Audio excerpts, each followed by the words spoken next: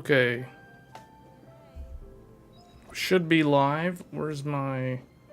Okay, mic looks good. Mic check. Looks good.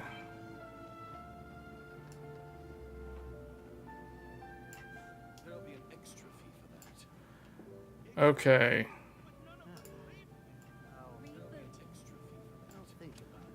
Okay. Alright, just tested the microphone, so it sounds good. Hey, Ty. We've got a lot of stuff lined up to talk about for tech news this week. As you can see, Genshin Impact, just on the gaming side, Genshin Impact Fontaine is here. So this is the 4.0 expansion. So I will be playing this in the background as I wait for more of the viewers to drop in. Then we'll start rolling once we get enough people in here. Let's see, I guess we'll get some of these. Oh, did I send her out? I didn't send her out there long enough. I think I sent her for 4 hours. No wonder it messed up. Okay, so we've got a new region to explore in this game. So that's kind of interesting for those that are not playing Baldur's Gate 3, or maybe you've already invested over 100 hours in that game. This is a good alternative, although it is definitely a different format of RPG.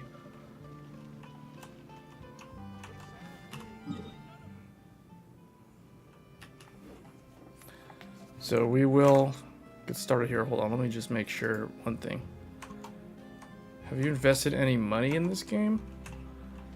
Yeah, so typically what I do for gacha games that I'm actually actively playing, I will buy the Battle Pass.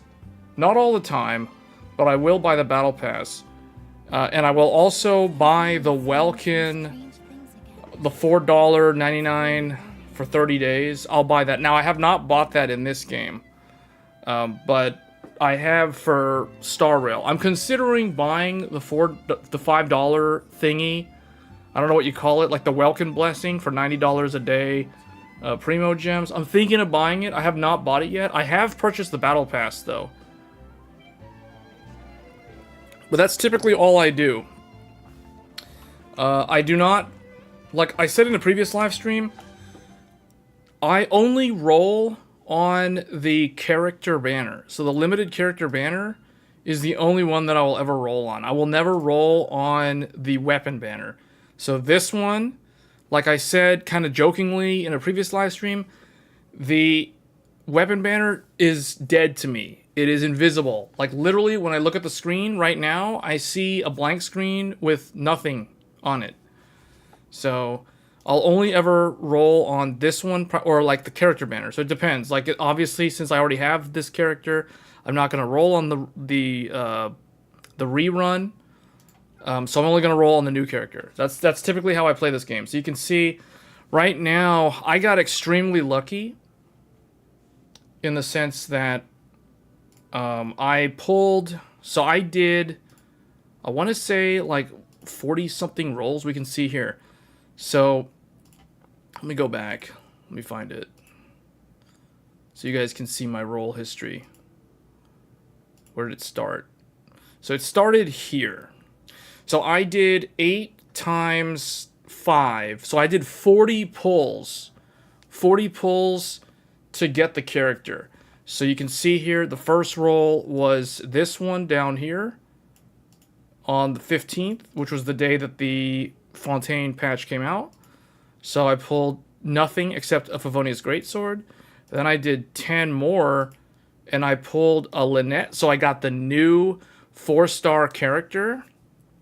Although she is free, they will give you this character for free just by reaching rank 25. So it's actually really easy to get. So I pulled her, so now I have like a constellation of her.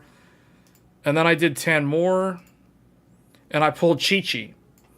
So I got a character, I got a 5-star character that I already have. So then I was thinking, uh-oh, that's not good, because that could, in theory, force me to have to spend money on the game. But thankfully, I got super lucky. I did another 10 pull immediately after pulling Chi-Chi, and you can see here right there, bam. There's Linne, the new character, or Linny, I think his name is Linny. So I got him, so that's all I had to do. 40 pulls and I got him. So I had not done any wishes in this game since, well, we can go back and look far enough. So if you see here, we have to go back to, like, I think the 10th page or something. Or no, the 9th page.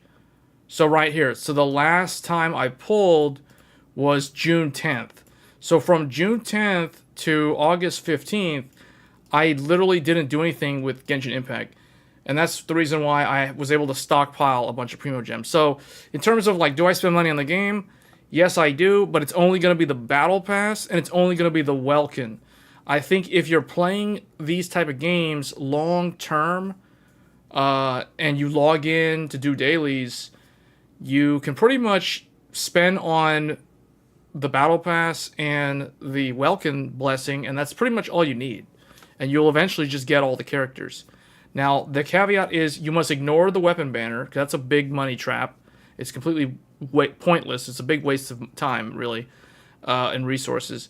And that's basically it. So that's the extent of, like, how the kind of my spending. So the Battle Pass is like $10, and the Welkin is $5. So if you add those two together, that's $15 a month, sort of. Well, actually, not really, because the Battle Pass is 40 days, and the Welkin is 30 days. So it's roughly, I want to say, it's like $15 a month, typically speaking, in terms of a billing cycle. So it's, in that regard, I treat this game a lot like a subscription-based MMO. I've said that in multiple streams in the past, but I strongly treat this game, or I really feel like, if you treat this game like an MMO, even though it's a gacha game, it's not really an MMO, although there is multiplayer. You can co-op with random strangers. You can play with your friends in this game, up to a party of 4. So, that being said, you know, there's a lot of incentive to kind of treat it like a perpetual live service game, like an MMO. So, in that regard, that takes a lot of random, like, gacha, and you don't have to wail so much if you play consecutively or consistently, and as long as you're buying Welkin and Battle Pass, you pretty much have enough resources to get everything over a long period of time. Just don't expect to be getting 5-star weapons, besides things like the Skyward Harp, which I got off of the standard banner. So, that's pretty much what I have to say. Hey, good evening, Joey. More incentive to play daily. Well, the thing is, I was not logging in daily. So you got to remember, from the start of June until the middle of August, I wasn't logging into Genshin regularly. The Welkin was not up, so I was not paying for Welkin, and I was not paying for Battle Pass. So you can allow yourself to take breaks, and you don't have to spend any money on the game after you do that. So it's like, typically what I'll do is I'll buy Welkin if I know I want to play the game consistently, meaning log in every day or almost every day, for a 30-day period. And then, based off of that, you know, you're basically doubling the amount of wishes. If you buy the Welkin and the Battle Pass, you get like 60, 65 wishes per month. So, you know, that's almost up to 90. So you factor in the events, the limited time events, all the FOMO stuff that gives you a bunch of Primo Gems, and you pretty much have a good chance at either getting the character you want on the limited banner, or basically failing and getting, you know, like some other random character that you don't need. But, you know, that happens every now and then that's the reason why this game does have reruns. So there is that as well. So, but we've got a lot of tech news, so I'm just going to wait. We've got like 3 concurrent viewers. Once I think more of the regulars show up, we'll probably get into the news topics. So there are a couple, they're in the description. We're going to talk about Nvidia's H100 profit. We're going to talk about the Threadripper 7000. So Threadripper Pro 7000 is insanely fast. And we're going to talk more about Starfield, but not as much as last time. And we're also going to talk about some other upcoming games and some bundles and incentives. Plotting and scheming on an ever grander scale, no doubt. For the for those games, excuse me. I'm choking over my own words. Anyway, so with that being said, what do I need to do here?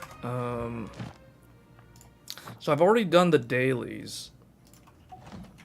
One thing I don't like is I can't do my daily quests in the new region until I progress the story to a certain point. Now, I haven't done too much of the new story. I'm basically supposed to be in the zone where you first arrive. But what I did was I basically ran through and explored the map as much as I could on launch day, so that I wasn't locked out of being able to level up my characters. So we're probably going to do like some boss runs, and then we'll probably talk about tech news. Unless the audience wants to talk about the news articles now, we can do that. So actually, let's just get into one of them real quick. Let's go over one of the items here. Let me bring up the news. Let's see, what do we want to talk about first? I guess let's talk about Nvidia's profit. If we didn't keep moving, we'd freeze to death. Literally. Okay.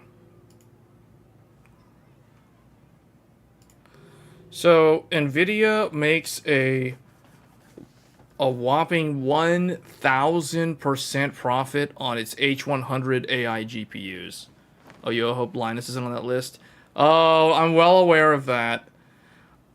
We can talk about that if you guys want to. I would rather not go into that. I personally have not followed the Linus Tech Tips channel consistently for a very long time. So I don't really have much to say in that regard. I watched the Gamers Nexus video. More tech news? Okay, so we won't go there. Maybe later on, if there's nothing else to talk about, then we could probably talk about that, but there's not a whole lot for me to say on that.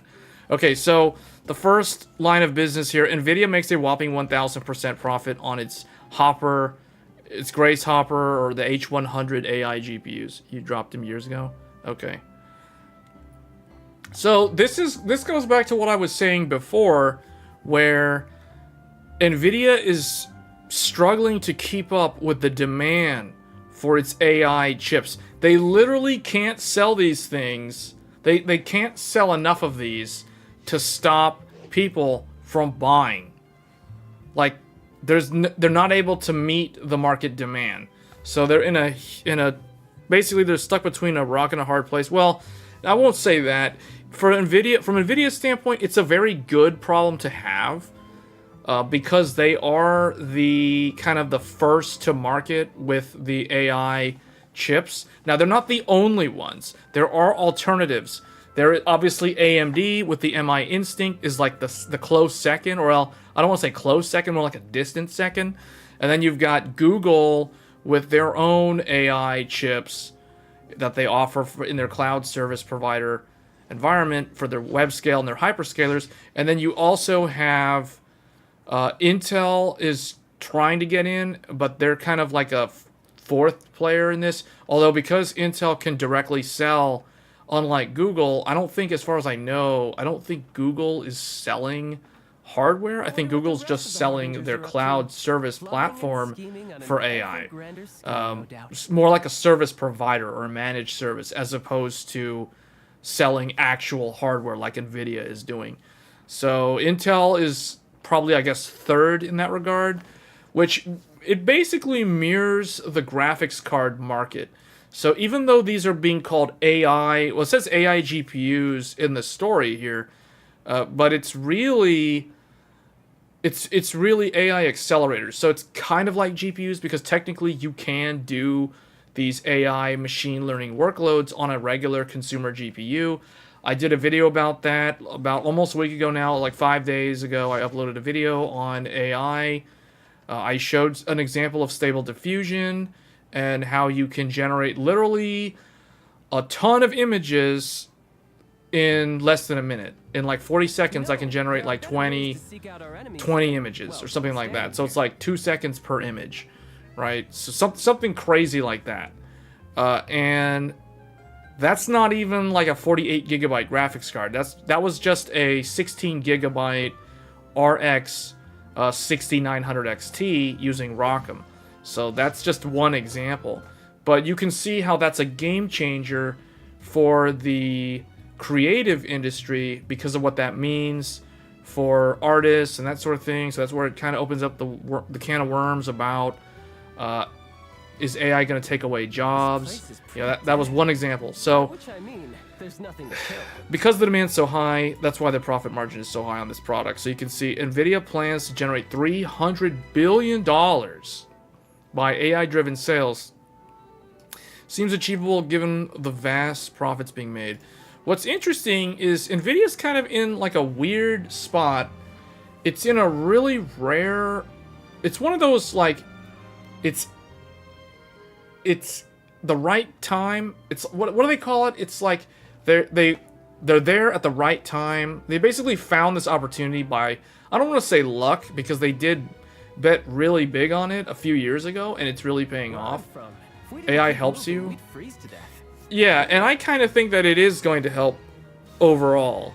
I think it's going to do more help than harm when it comes to the job market or just the labor force in general. But that's kind of a debate topic, I guess, because some people will argue against that. But I think I'm kind of the opinion that it has more positive effects than negative. But you can see here, this guy on Twitter, he basically said that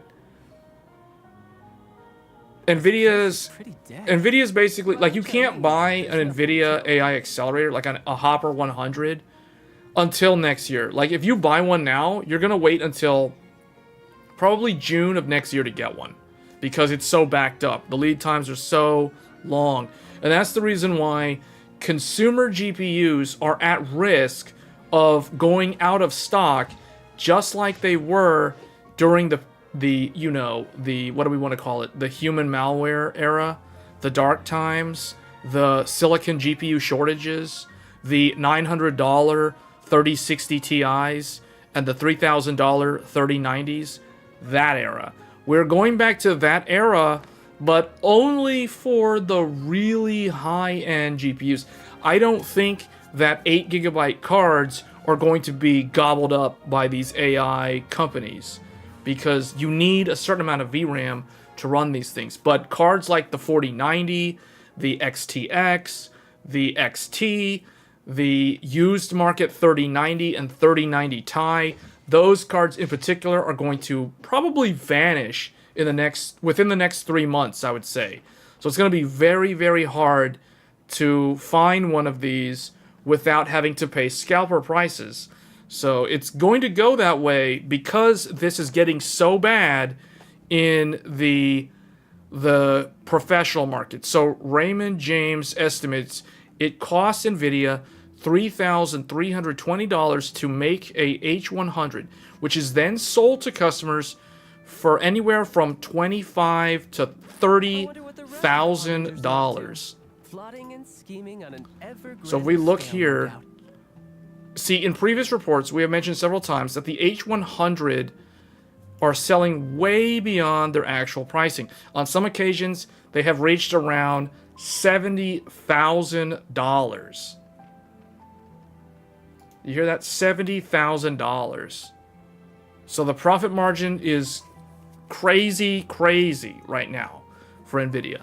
And that is one of the reasons why Nvidia's stock price is becoming the next Tesla, so to speak, in terms of the stock. Do you think they're going to drop the gamer demographic moving forward? No, I don't think so. That's not going to happen at all. But I do think that they are going to prioritize their business-to-business sales going forward more so than their consumer, like we call it the gamer crowd, but really it's the business-to-consumer market. See, there's two markets that Nvidia sells to. One is the consumer market, so that's where the gamers are, but it is also the professionals too. But then it's also the business market. So business to consumer sales is very different from business to business sales. Business to consumer sales is all about having a Halo product, having strong brand recognition, and basically knowing how to appeal to the masses in a way where you can sell to them for, whatever their interest may be. Whereas business to business sales is more about selling company to company on the basis of the requirements of what your customer actually needs. Not what they want, not what's a nice to have, not a specific price point. The price points do matter. They always matter because there's always a fixed budget involved. But there's none of this random, blind loyalty or fanboyism. Now, there is, to some degree, within these companies. I'm not going to pretend that doesn't exist, because that does exist. But it's more about establishing a customer relationship that's long-term and then keeping that customer relationship going every refresh cycle or every other refresh cycle. And in the professional space, it's more like anywhere from a 5-year, 3, 5, 7, or even 10-year life cycle. Whereas in the consumer desktop, you guys already know that Nvidia and AMD and pretty much all of the semiconductors companies, they all operate on a 2-year release cycle. So if the 4090 launched in 2022, that means the 5090 will launch in 2024 if it is to stay on target. As a publicly traded company, that is the expectation by the shareholders. So it has nothing to do with the gamers. It's not what the gamers want or the gamers desire. Yes, they try to build a product that appeals to their target audience, but when it comes to when to actually launch a new product, when to actually refresh the product, it's more of there's a 2-year cadence there that is long established, and they stick to that. It's not like the gamers are demanding the 5090. We can demand the 5090 today, and Nvidia could care less what we say, because they already have their roadmap well in advance, and they know when they're going to launch their product.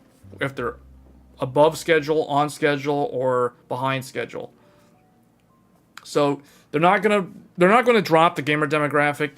But what could happen is they extend the refresh cycle for the consumer market. They could make it go from a 2-year upgrade cycle to a 3-year upgrade cycle, or a 2.5-year upgrade cycle. I could see that happening, just because the problem is Nvidia has a fixed number of wafers that they can buy from TSMC. So, and now that they have all this insane demand for this enterprise business-to-business market that they didn't have before, they have to address this. And where are they going to make the cuts? They're going to cut their consumer sales numbers in order to hit the targets in the business-to-business market. So that's what's going to happen. What that means is there will be less supply. There'll be a shortened supply of RTX 40 series GPUs, probably across the entire stack, because from what I understand, what I know is Nvidia already manufactured a year's worth of RTX 40 series inventory. So they don't need to make any more orders from TSMC to make 4060s and all the way up to the 4090. So they're going to cut, they're not going to make any more, well, I don't say make any more, but they're going to vastly reduce the number of orders for those, and they're going to increase the orders for the H100, the Grace Hopper stuff, their SoCs, all the other stuff for the server infrastructure, and the Mellanox things as well for the network side.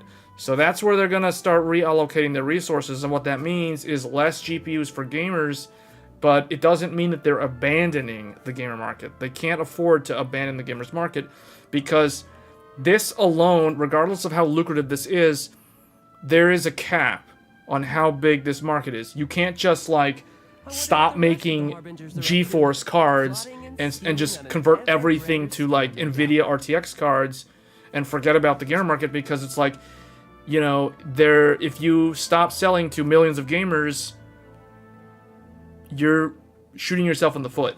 And that means that AMD and Intel are going to come in, and they're more than happy to gobble up that market share. You know, they're more than happy to do that. So obviously Nvidia's not going to do that. That wouldn't make any sense at all to abandon the gamer demographic. So that's pretty much all I have to say on this article. It's a really interesting one, but it just kind of brings to the forefront how much money exists in AI for a semiconductor company. So it says here, we have seen significant investments poured into the AI sector. One example is Team Green to ship 550,000 H100s in 2023. 550,000. So if we average that at $30,000 per unit, that is $16.5 trillion. That means Nvidia's revenue for 2023 alone is $16.5 trillion. Now, obviously, that's revenue, that's not profit, but you say the profit's 1,000% or whatever, and I'm assuming $30,000 for these GPUs.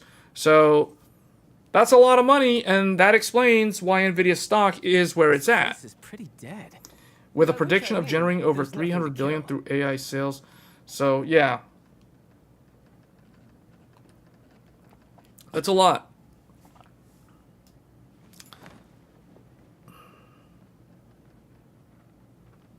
Oh, did I say trillion? 16.5 billion. I made a rounding error. 16.5 billion. Not trillion. Yeah, because that would make the statement here about the 300 billion not make any sense at all. So, yeah, 16.5 billion, not 16.5 trillion. Just wanted to make sure that there's a distinction there. Okay, so that's that article. Yeah, a lot of money. And you can be sure there are competitors out there that want a piece of that pie. Namely AMD, Jim Keller's startup, a bunch of other startups, and Intel, mostly. And then, but obviously the web scale guys like Google, they want a piece of that, and Microsoft as well. So, all right, so let's see. What was my second one? What was the second article we got here? Starfield. Let's just cover Starfield real quick. This is going to be a quick one. So Starfield has officially gone gold. New details on Pacifist runs. So this is interesting to me because I was saying, like, I made a comment in one of the previous live streams talking about Starfield where I said that it would be nice if you could do like a playthrough challenge, a challenge run where like you don't kill anybody. You know what I'm saying? So like they're calling this a pacifist run. But in Metal Gear Solid was a stealth action, what do you call it? A stealth FPS, a stealth shooter, where you could essentially sneak past, if you were sneaky enough at stealthing past all the enemies, you could get through the whole game without killing anyone in the whole game. It's pretty hard to do, but it's possible. So the fact that you can do that in this game is actually pretty cool. I like that because when a game is not as strict in how you're supposed to play it, I think that makes a game great. That's one of the things that makes a game great, is when you have the amount of freedom to do whatever you want, and you can play it however you want, and you can still have a great time and complete the game. The best example I can give you guys are speedruns for Dark Souls and Elden Ring. The creativity that goes into those speedruns, regardless whether we're talking about a glitch, a glitchless run or a glitch run, like the fact that you can skip past so many things and not have to kill anything, or just purposely kill one enemy just because you need this one item, you know, like strategically, that's cool. I like stuff like that. So if you're able to do like a pacifist run as like a challenge, you know, those kind of things, that's really good.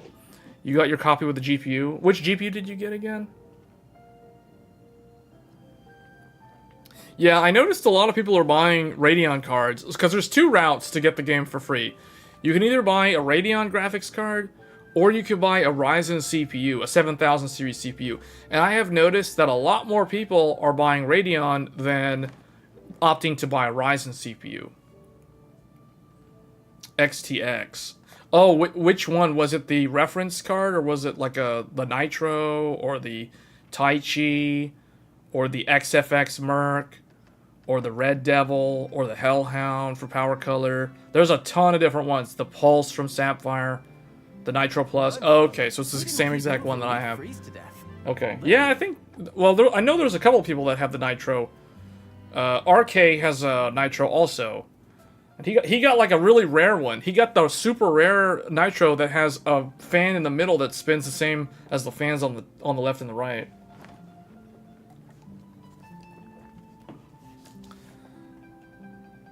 I mean, that's actually really rare. If it's not a revision, then you got a really rare GPU there. First of a kind or whatever. Yeah, it's the best one.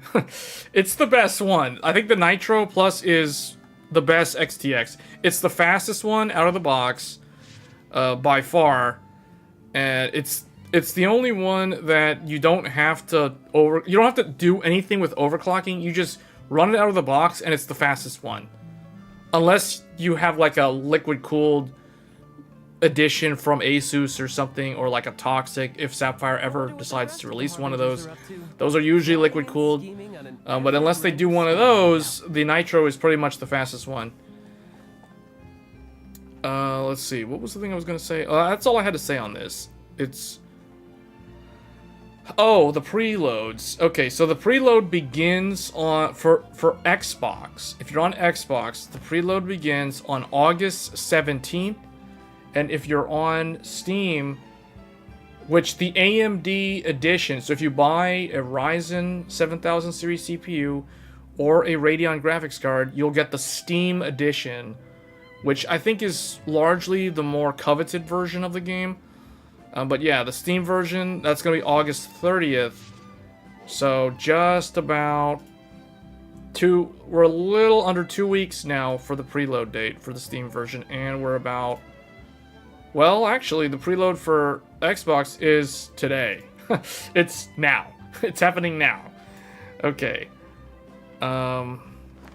Let's move to this article, I guess. Jim Keller, creator of the Zen architecture and an RGT leak. I don't know what RGT is. I don't know what this is. They agree that AMD Zen 5 CPU will be a monster. I don't know how they know this.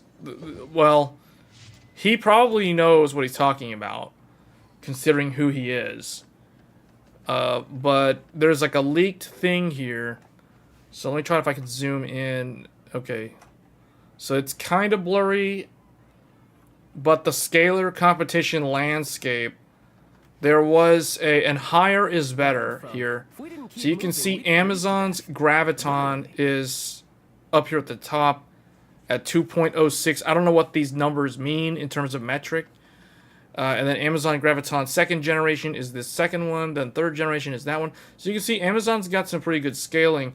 But they're not really close to the current generation x86. So, if I were Intel, though, I would be very concerned, because I wouldn't be too concerned with AMD. Yeah, it's like AMD's faster, but in the grand scheme of things, like we talked about in the past, does that really matter? You know, does it really matter? Because Intel is selling on brand recognition to a lesser extent than Nvidia is. The problem with Intel, though, is their mindshare is not really going to last. It doesn't have as much staying power, especially in the consumer market, compared to Nvidia. But in the business world, Intel is extremely strong.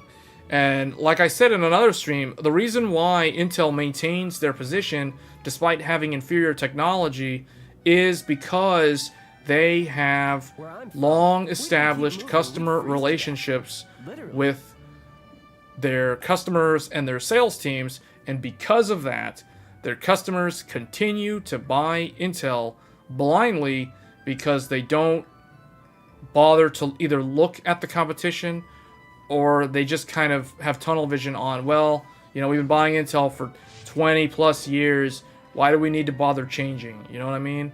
Like, there's a lot of that mentality in the business-to-business sales world, and it sounds very... So someone who doesn't deal with business-to-business sales, it sounds very cringy, but that is the reality. And that's the reason why I wouldn't be, if I was Intel, I would be not that concerned with this article with Zen 5, because Zen 5 is clearly faster here. But the thing is, I would be more concerned about Amazon Graviton long term, because if you guys look, the real scary thing is Amazon Graviton 3 is at 4.63. That means that it is right around AMD Rome, and AMD Rome is Zen 2. That means that Amazon's ARM-based processor is on par with AMD's Zen 2. That is to say that Amazon has a processor that is ARM-based that can match a Ryzen 3000 series processor. That's pretty scary. If I was Intel, I would be concerned about that more so than the fact that AMD Zen 5 is way faster than Intel's current generation. I think that is not going to hold for too long. The last 5 years showed weakness in most parts of their business, and it's already starting to decline. Well, it has been in decline. Yeah, no, I get it. Hey, Max.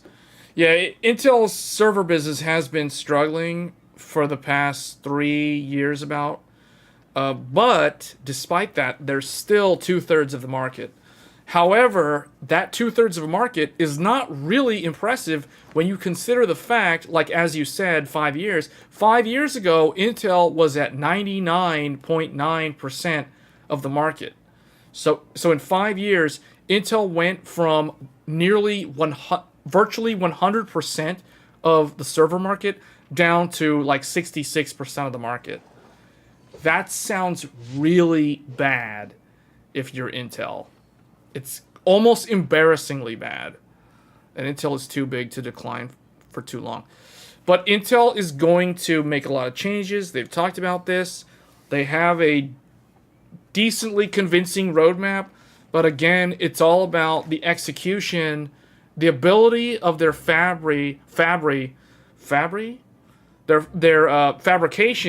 plants to what was I going to say? The fabs. I guess it's the ability of their fabs to execute on that roadmap is really the critical thing here. Like, if they can't get that right, if they continue to either miss their timeline and delay and all this other kind of stuff, then that's not going to be good.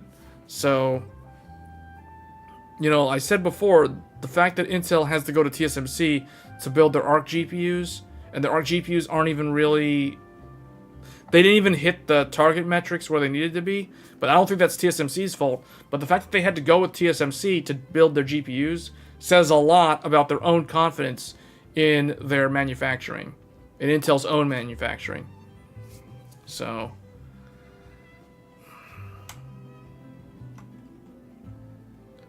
but according to this leak, Zen 5 is suggested to be the first 16-core CPU to hit 50,000 points in Cinebench R23. Now, I can kind of believe that, because right now, the 7950X does about 36, anywhere from like 36 to 38,000. Depending on PBO, and with further tuning with Curve Optimizer, you can get it above like 39, maybe close to 40. I think Joey or somebody had something, maybe I'm thinking of like 13th gen. But anyway, the point is, AMD right now is doing like 36 to 38,000 in Cinebench R23 stock. Like, with, depending on the motherboard, depending on the power limit, limited power mode versus whatever, you know, you're in the range of 36 to 38,000. So if this thing is doing, like they're claiming here, 49,000, that's believable. That's very believable. It doesn't sound fake to me, because I know that my processor right now could do like 38,000. So to me, like an 11,000 point gain doesn't seem unreasonable to me. So I think this is true, these leaked numbers here. I'm not surprised by this at all. Doesn't seem crazy. Intel's 13900K. So for those that know, or those that don't know, I have both the Ryzen 9 and the Intel 13900K. So I can tell you, like, I can get my Intel 13900K to burn itself out at 100 degrees, but it can get to 40,000. I can do 40,000 in Cinebench R23 on a 13900K. So at 40,000, you know, with AMD Zen 5 doing 50,000 or 49,000, to me that sounds good. Like, that's believable. So just kind of wanted to point that out, because some people, when they read leaks like this, they don't know like what this means. Like 50,000 points, like how good is that? You know, like how does it actually compare? So I'm just giving you guys some frame of reference. So like a 13900K stock is like 37,000, 38,000. With unlimited power, you can get it to do 40,000. You know, so where I'm from, this 50,000 in Zen 5 is pretty good. Literally. Single thread, mid to high. So here's what's kind of crazy though. Like they claim that single thread result is mid to high 2,000. So that would be like what? 2,000? Do they mean 2,090 something? Or do they mean 2,900 something? Because there's a massive difference between those two numbers. So we'll see. I don't know. So it says this would make the Zen 5 Ryzen 9 8950X or whatever it's called almost 29% faster than the current generation. Okay, that puts things in perspective there. So actually, I can do the math on that. I can fact check that real quick. So if I'm going to do 37,000 divided by 49,000, that's about, well, that's about 25. So if they're doing, oh, okay, they're calculating probably 50,000. Okay, that would get them around 29. So that sounds believable. Imagine the price drops on 7,000 when Zen 5 comes out. Maybe. Yeah, I think there will be price drops on Zen 5. Or on Zen 4, I should say. But Zen 3 didn't really get that many price drops. I mean, they did at the high end, but not so much at the low end. You know what I mean? Like the 5950X, you can get one of those for like $420 at Micro Center. And that was originally a $700 part, so that's like almost $300 off. So that's, yeah, that's a lot. That's like 40% off right there. Yeah. And Zen 4 is no slouch, you know, like...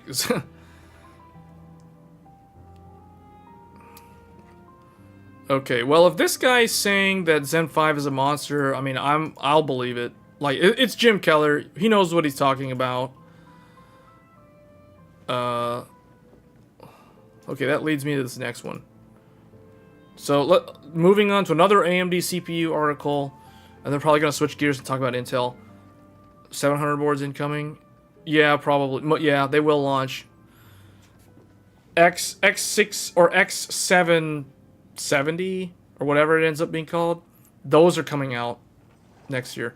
So Threadripper, AMD's Ryzen Threadripper Pro 7995WX 96 core CPU benchmark leaks rips apart all multi-threaded chips 70% faster than a 5995WX. There's nothing to kill. 70% faster. I don't really know what to make of this because I don't know what it's like to need to use 96 cores.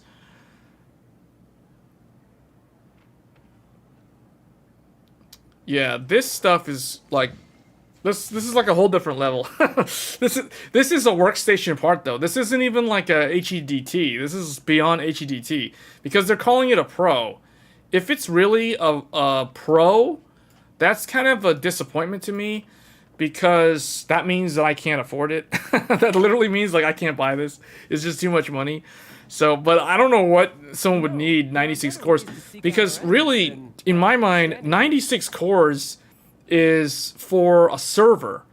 But a server is not going to be a Threadripper. A server is going to be an Epic CPU, not a Threadripper. A Threadripper is for like a prosumer or a professional. So what does a, like a video editor need 96 cores for when they already leverage CUDA or OpenCL? Like this is beyond HGT. I don't know. I guess this is for like Hollywood studios and those kind of people who do some kind of video production or something like that. That I don't know. I mean, I'm assuming that's what this is for. I have no idea what it's for though. That would run the hell out of the chess engine. I'm sure it would with that many cores. They're saying 70% faster though.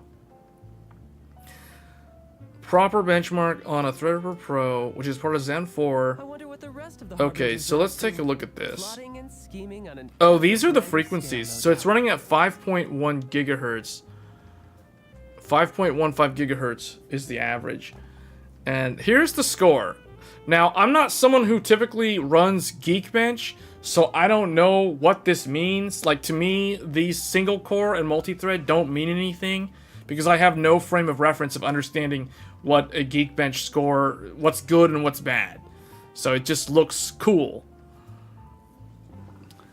Is that the Spider-Man 3 font in that picture? Oh, in the Threadripper? You mean this? There are better ways to seek out our enemies than... It almost looks like it. I don't think it is. I think it's literally the Threadripper font and somebody italicized it. Let's see. Okay, right here. So, here's what's kind of weird about this. Why is it so... Okay. So, this is what's kind of crazy. So, this scored 81,408. Now, a Threadripper 5995 scored 48,000. Now, one thing that is not shown here is Intel's Xeon at stock, because this Threadripper is, I assume this is stock, and this is also stock. But an Intel 56 core, this is under. I want to clarify this. This Intel result is on LN2. This is on LN2, liquid nitrogen, to overclock this thing out the gazoo and get this thing up to like 72,000. So it's pretty cool you can do that with the Intel processor, but realistically, the Intel score is like Place is pretty dead. 43,000, somewhere in there. It's less than the last gen Threadripper because it doesn't have as many cores. I forgot what it was, but it's lower than that. That's a massive overclock. Let's see. Q4. Everyone's saying Q4. It's disappointing, though, that there's no high-end desktop. Like, where's the high-end desktop? I guess that they figure they can sell enough of these for higher margin in the workstation market, so they don't need to sell to the prosumer market. That's disappointing. But anyway, it is what it is. If they decide to release a regular Threadripper, I'll consider getting one. The rest of the harbingers are up to. But realistically, I don't need one, so it's one of those, like, it's definitely a want, not a need, if that makes sense. Kind of like a 4090, that's like a want rather than a need. So that's interesting stuff, though, because that does kind of show you, like, what insane multi-thread performance is like. Let's see. Let's move on to Immortals of Aveum. Alright, so let's change gears here. Now let's talk about a game. So Immortals of Aveum is to support DLSS 3, FSR 2.2, 60 plus FPS recommended PC specs. So this game, I don't know if we looked at the PC requirements for this game, but they're out now. And according to this, one thing that I don't like about these presets is they say low, medium, high, ultra, but then they, like low, they say 1080p 60. Does that mean 1080p ultra? Or does that mean 1080p low? Like, what does this mean when they say low? Like, what is this? Minimum? Low? Very low? Very high? Ultra? Like, what's the preset? This is why I don't like... I've noticed this year, it started in this year. Like, game companies have started listing their system requirements via, like, presets, but then they go and they, like, change the they use different resolutions, but they don't tell you what the preset is. So, I can't stand that, because it's like, does that mean that I can run the game at 1080p Ultra with a 5700 XT or a 2080? Or does that mean I need something better than this if I want to do Ultra, because this is only going to be good for low? Like, that, I can't stand these, what they list here. They're saying 1080p 60. Okay, but it's like, what is the preset, you know? Like, that's super annoying.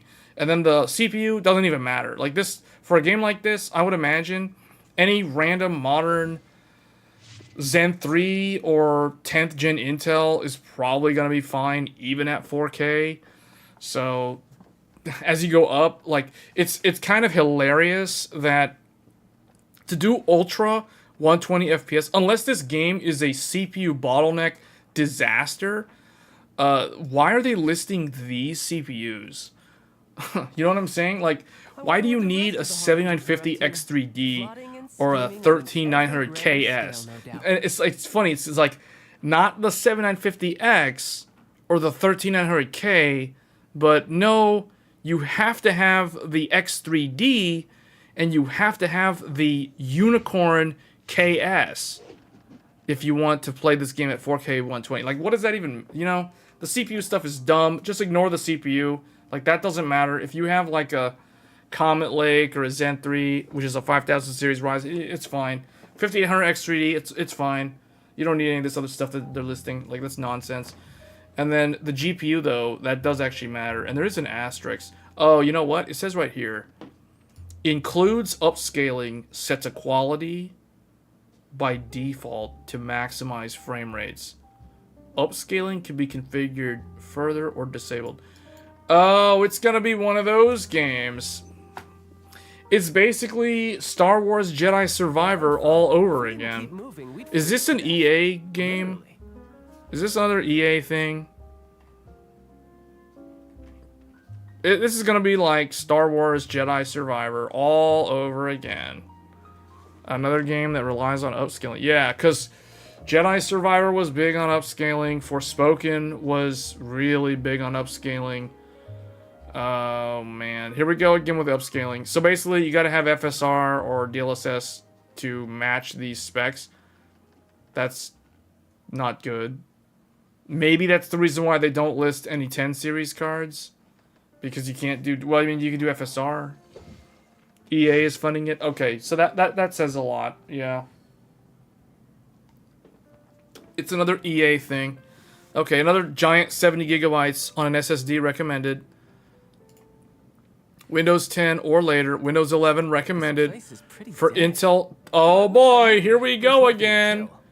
If you're not on if you're still on Windows 10, don't use anything with E-cores.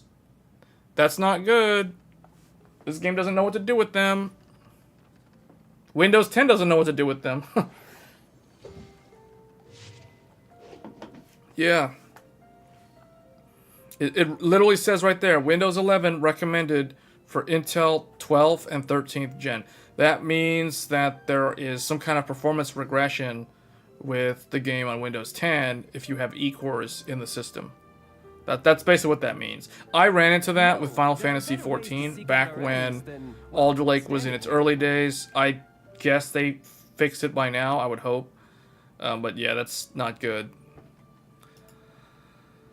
Unfortunately, there doesn't seem to have any reduction in the PC system requirements compared to the first set of specifications released in April. In fact, at the time, the minimum recommended were tentatively targeting low, medium at 1080p 60 and medium high at 1440. Now, as you can see in the above, they've been reduced to low and medium. So does that mean... oh, so okay, so this literally is the preset. By which I mean, there's nothing to kill. This is the preset, according to what that just said, I guess. Somebody has like a thing here that shows that. In their blog post, the developers also unveiled the so-called performance budget tool. This will scan your system to figure out its performance potential. Oh boy. Oh, they have the thing that Hogwarts Legacy has. You can, of course, exceed this budget, but doing so... Okay, so that basically means... Wait, this game has nanite? This game has a lot of interesting... Lumen is in here, too. This has got a lot of interesting stuff in it. I wonder what the rest of the You know, this is going to be one of those games that it might be a lousy game, or it might not live up to the expectations, but this is one of those games that Digital Foundry is going to have a lot of fun with, because it's got Lumen and Nanite, and it's not every day that you get a game that has Lumen and Nanite to evaluate in terms of the performance. So that's actually really, really cool. But it looks like these are the presets. So you basically need...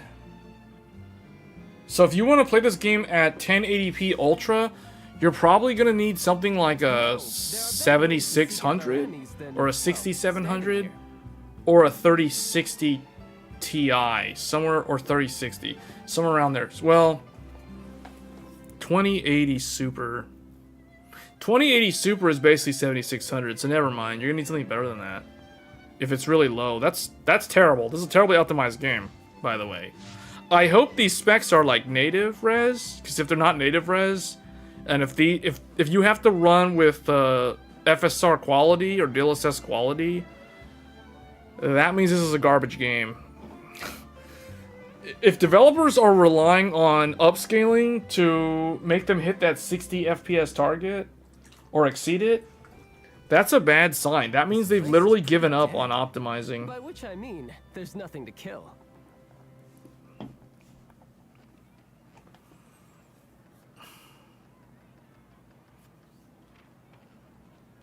Alright, well that's all I have to say on that. Unless anybody had anything to point out. EA's funding the game, so we'll see. It remains to be seen. It's a cool looking game. I think it looks interesting. It's not really my style of game, but it's a decent looking game. But again, EA could ruin everything. Alright, and the last major news item that I had is essentially Intel is bundling Assassin's Creed. So AMD's been doing their bundles. Nvidia sometimes does bundles. Like Nvidia bundled Redfall earlier this year. But AMD's been doing like bundles pretty much all year. They change it up. Currently there's Starfield. But Intel's doing Assassin's Creed Mirage and Nightingale.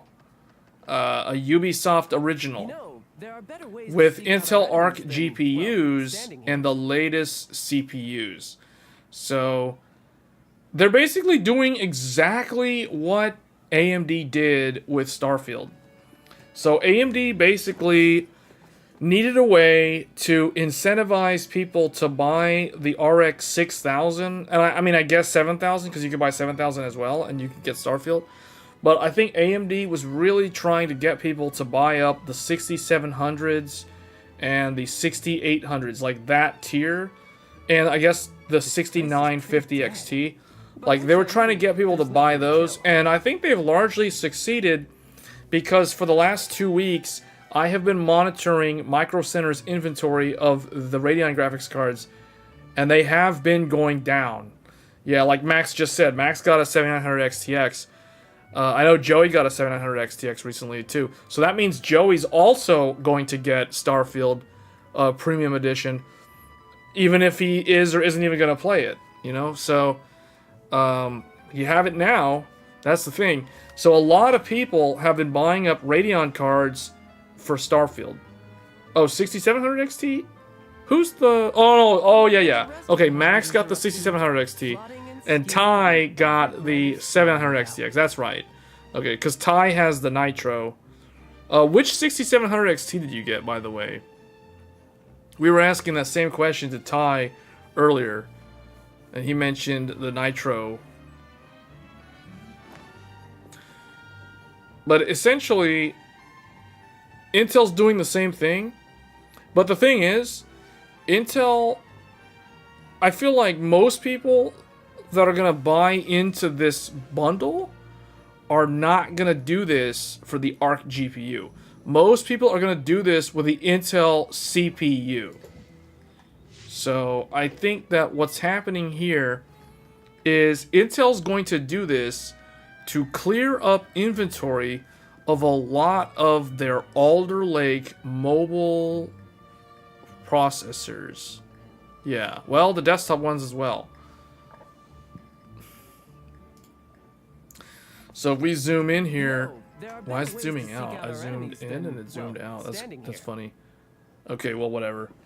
You guys can barely see it, but anyway, you can see here Alder Lake CPUs, both the mobile variants and the desktop variants, as well as Raptor Lake CPUs, mobile and desktop, are all included as far as I can tell. Hold on, let me make sure.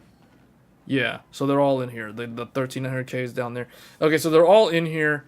And I think what Intel's trying to do is Intel wants to clear out their CPU inventory, especially Alder Lake, because they're getting ready to launch their new Raptor Lake refresh. Their 14th generation CPUs are coming out real soon, and they are going to basically run this promo until the 14th gen launches, and then it'll probably stick around for a while. However, they're not going to bundle this Assassin's Creed game with the 14th gen. If you want to buy the Assassin's Creed bundle, you're going to be forced to buy the previous model of CPU from Intel or the ARC GPUs. But I think most people that are interested in this are probably going to be buying a laptop. I really think that it's going to be a laptop that's going to sell the vast majority of these. I can't see a lot of, I don't know, CPUs don't have like a whole lot of things. CPUs that don't have a letter aren't eligible. Yeah, it looks that way. Okay, so that's a good catch. Yeah, so the standard processors that don't have the K SKU or they're not mobile, those are not eligible. So that's really interesting that you caught that, because I did not even notice that. So yeah, for example, the standard i9 13900, which comes with a stock cooler, that one is not eligible. So it has to be one that has to be a K SKU or a mobile part to qualify. So like I said, most of the processors, if you look at this list, the vast majority of the parts on here are mobile processors. They're in gaming laptops. They're in, well, it looks like they're all gaming laptops. I don't see any U-series processors in here on this list, which makes sense because they're bundling a game that probably can't run on a U-series low-power laptop. So this does make a lot of sense. I don't know. All the ARC GPUs are there. I just don't think a lot of people are interested in them right now. So that's basically it. What is this? Upcoming Radeon Vulkan drivers to bring up to 3x ray tracing. See, the problem with this sort of stuff is almost clickbait, because this is all like Linux. I don't know if this Radeon Vulkan driver will make its way into the Windows driver. Usually this stuff always goes to Linux. And that's the reason why, if you look at the Steam hardware survey for Linux, it's AMD dominant in both CPU and GPU. But it's because, like, the GPU drivers, I don't know what it is about the Linux driver team for AMD, but it's like they're doing a lot of stuff. Maybe the Steam Deck has something to do with it, but they've got insane, like, massive improvements on Linux recently over the course of the last year or two. You get the game buying a mobile i5, but not with an i9 13900. Yeah, exactly. Because that makes a ton of sense. Well, I think the reason why they do it is because they... See, the thing is, a lot of i9 13900 goes into pre-built OEM systems. So you don't find those... Those are typically not sold standalone. Now, you can buy them separately, but it's extremely rare, and they're not really manufactured in high volume for the PC DIY space. So that's why they're not on the list, because they're usually going to go to pre-builds, and they don't want to be giving game codes to pre-builds typically in desktop because the profit margin's already kind of low. So it's, you know, because AMD had trouble with that too with the Starfield bundle. AMD's Starfield bundle was basically limited to, like, if you wanted to buy a pre-build and get Starfield, you had to buy a full AMD Advantage Edition system. You had to have a Ryzen CPU in the pre-build and a Radeon GPU, and it had to be one of these qualifying ones. So, what's interesting is some AMD laptops are actually eligible for Starfield, like, because they've got the Ryzen Mobile, the Dragon range, and not Rembrandt. I don't even see any Rembrandt on here. That's interesting. So it's all like, it's all current generation stuff. But yeah, for the Intel one, they're trying to clear out their old inventory, and that's the reason why they're doing this thing. So it's good timing for somebody who wants to play one of these games, and they also are in need of an upgrade. I think it kind of justifies it. I feel like most of the incentive on Intel's side is going to be laptops. Most people that can take advantage of this are going to be building or playing on laptop, strangely enough. And that's the reason why they show like all these different like times for all these different countries, because the promotional time varies based off a region, and a lot of I guess, like, especially in Asia, mobility is king. So gaming laptops are actually pretty big over there compared to in Western countries. I feel like in Western countries, people typically are all about, like, the desktop still. Although it depends, because it's still a very specific demographic. There's a lot of people that play on gaming laptops in Western countries. I'm not trying to say, like, oh, people in Asia play on laptops and people... No, because that's not true at all. But, by and large, most people living in, like, a high metropolitan city in Asia are usually having to use a laptop if they're going to play a game, because they just don't have enough space, or they're living like a nomad and they can't fit this giant, desktop thing with the big 4K monitor in their apartment. So that's just kind of how it is.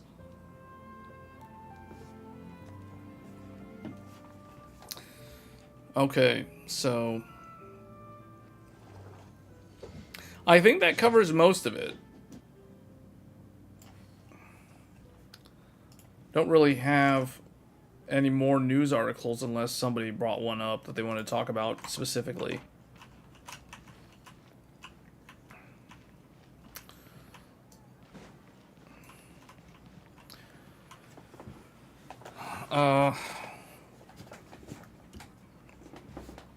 I think one thing that I find interesting is the release of all these games that are coming out in the fall all line up with these hardware refreshes.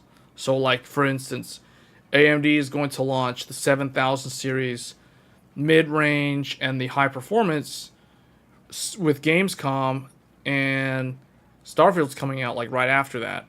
So you want to offload all your previous generation stuff. How do you entice people to buy that instead of waiting? Well, you offer them Starfield for free. Intel's doing the same thing. Intel's going to launch 14th gen soon, so they want to entice people to buy their old stuff. How do you do that? Offer them Assassin's Creed. Gamescom next week. AMD supposedly launching the next cards. Yeah, unless... I have not talked about it, but we can talk about it. I don't think there's a whole lot to say. It's like mainly what they're going to do is they're going to probably announce 2 cards. Maybe they're only going to announce 1 card. I have no idea. So it's either going to be they're going to announce 2 cards. They're both going to be the Navi 32, the Navi 32 variant, and they might talk about FSR 3. That remains to be seen. It's definitely kind of overdue, though. 7700 XT looks good. We don't know that much about it, though. I mean, I feel like most of the leaks that we've seen have focused on the 7800 XT. So the 7700 XT is more of a mystery. I know it's got like 12 gigabytes of VRAM. So it's, yeah, I have no idea what it'd be priced at. I think it'd be probably priced around like $379. Anywhere from $350 to $450. It kind of depends for the 7700 XT.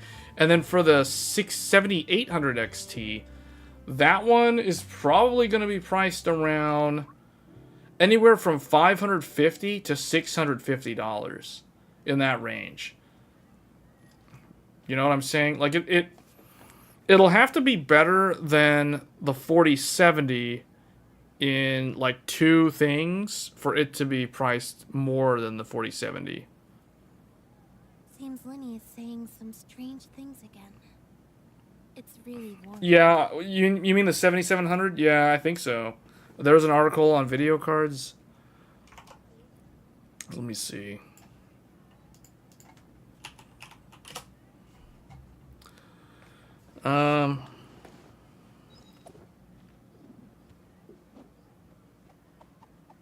Where is it? I guess I have to click on the Radeon.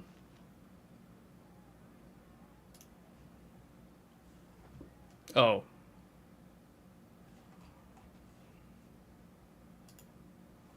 Okay, Radeon 7800 XT. Scott Herkelman, please join the Radeon team at Gamescom next week for our major product announcements.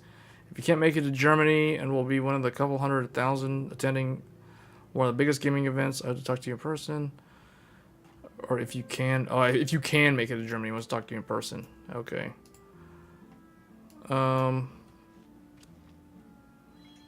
Yeah. I don't see anything. Am I looking at the wrong article?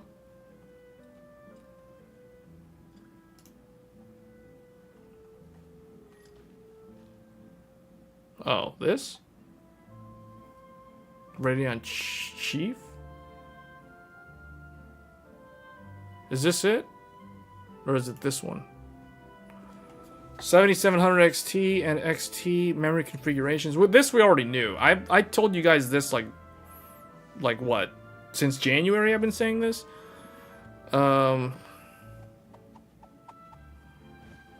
It's worth mentioning this isn't the whatever. Okay, so when was this written? August 8th. Okay, this was last week. Scroll down on the Radeon Chief article.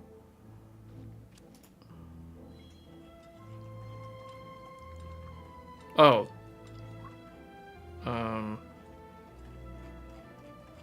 This. Okay, I mean this is nothing new. We knew the 6800 XT was 60 CUs and that it was 16 gigabytes and it was a Gen 4 X16. Like none of that's new. And the XT, the 7700 XT was going to be the same like memory lane or like PCIe interface because it's based off of the same chip. It's really worrying. There were some specs, yeah.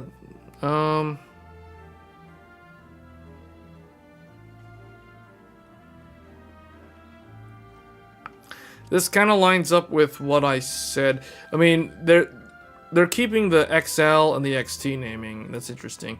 So, what's different though is they're doing what they did with the. No, they're not doing what they did because they're using an 8 and a 7 instead of a 8 and an 8. Really strange. This generation of GPUs, the naming convention doesn't make that much sense compared to the previous one. And just like Nvidia, I feel like it here it makes a little bit more sense, but not really. Because they had a Navi 31 XTX and a Navi 31 XT, and they call both of those 7900. But then they have a Navi 32 XT and a Navi 32 XL, but they're only calling one of them a 7800 and the other one is a different one. Typically, if it's a different chip, it'll be a different number. But it's the same chip. It's just a cut down variant versus a fully enabled. Your 6700 XT has 384 gigabyte per second. The 7700 XT is 468. No indication for real performance, but it's sure not that bad. Yeah, no, I'm not saying it's bad. I'm just saying, like, the naming convention to me is a little strange. Because it's the same chip. To me, if it was me, if I was going to name these products, I would have named the 7700 XT the 7700.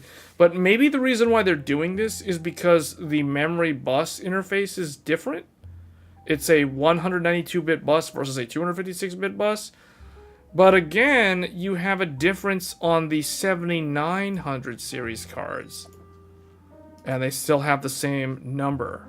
So that's why I would almost want to say that the 7700 XT that's shown here probably should have been a 7800 non-XT.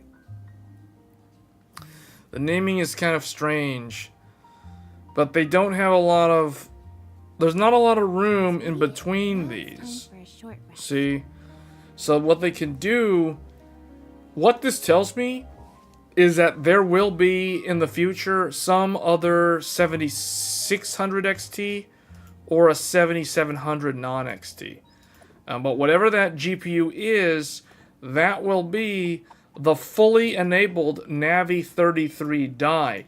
Because the 7600, they did the right thing in naming the 7600 the way they did, because this is an XL variant.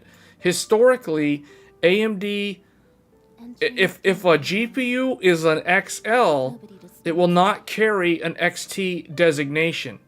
See what I'm saying? What is confusing to me is the fact that they're calling this the 7700 XT, if this rumor is to be believed, but the chip that it's based on is an XL variant. An XL variant typically doesn't have an XT in the name. Look at the 7600. That makes sense. Now, another example of this is the recent Chinese exclusive 7900 GRE. The 7900 GRE is a Navi 31 XL.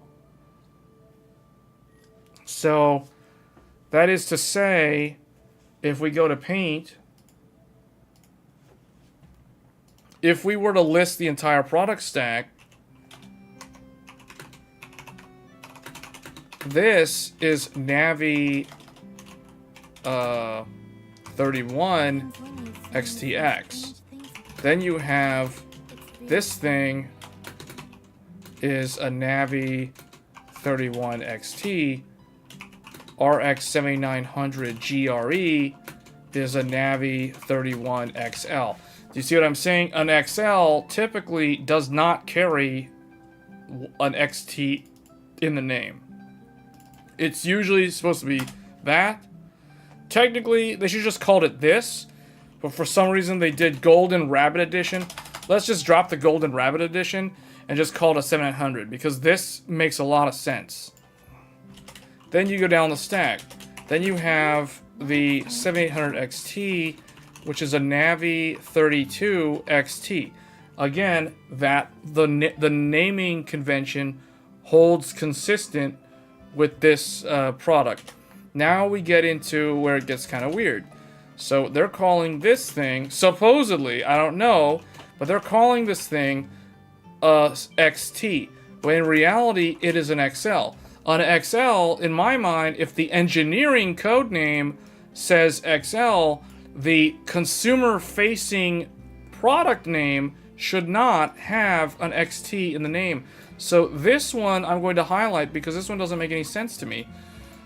Okay, and then that means that there is no smaller chip for Navi 32. That's your Navi 32. Now we have this, which will be this, and then we have, of course, the one that everybody already knows as the Navi 33XL. So if I were to derive this, it's almost like they should have either, yeah, they should have just called, this should actually be called the 7800. So I don't know why AMD is doing that. This is the same sort of weird thing. I don't know, are they doing this?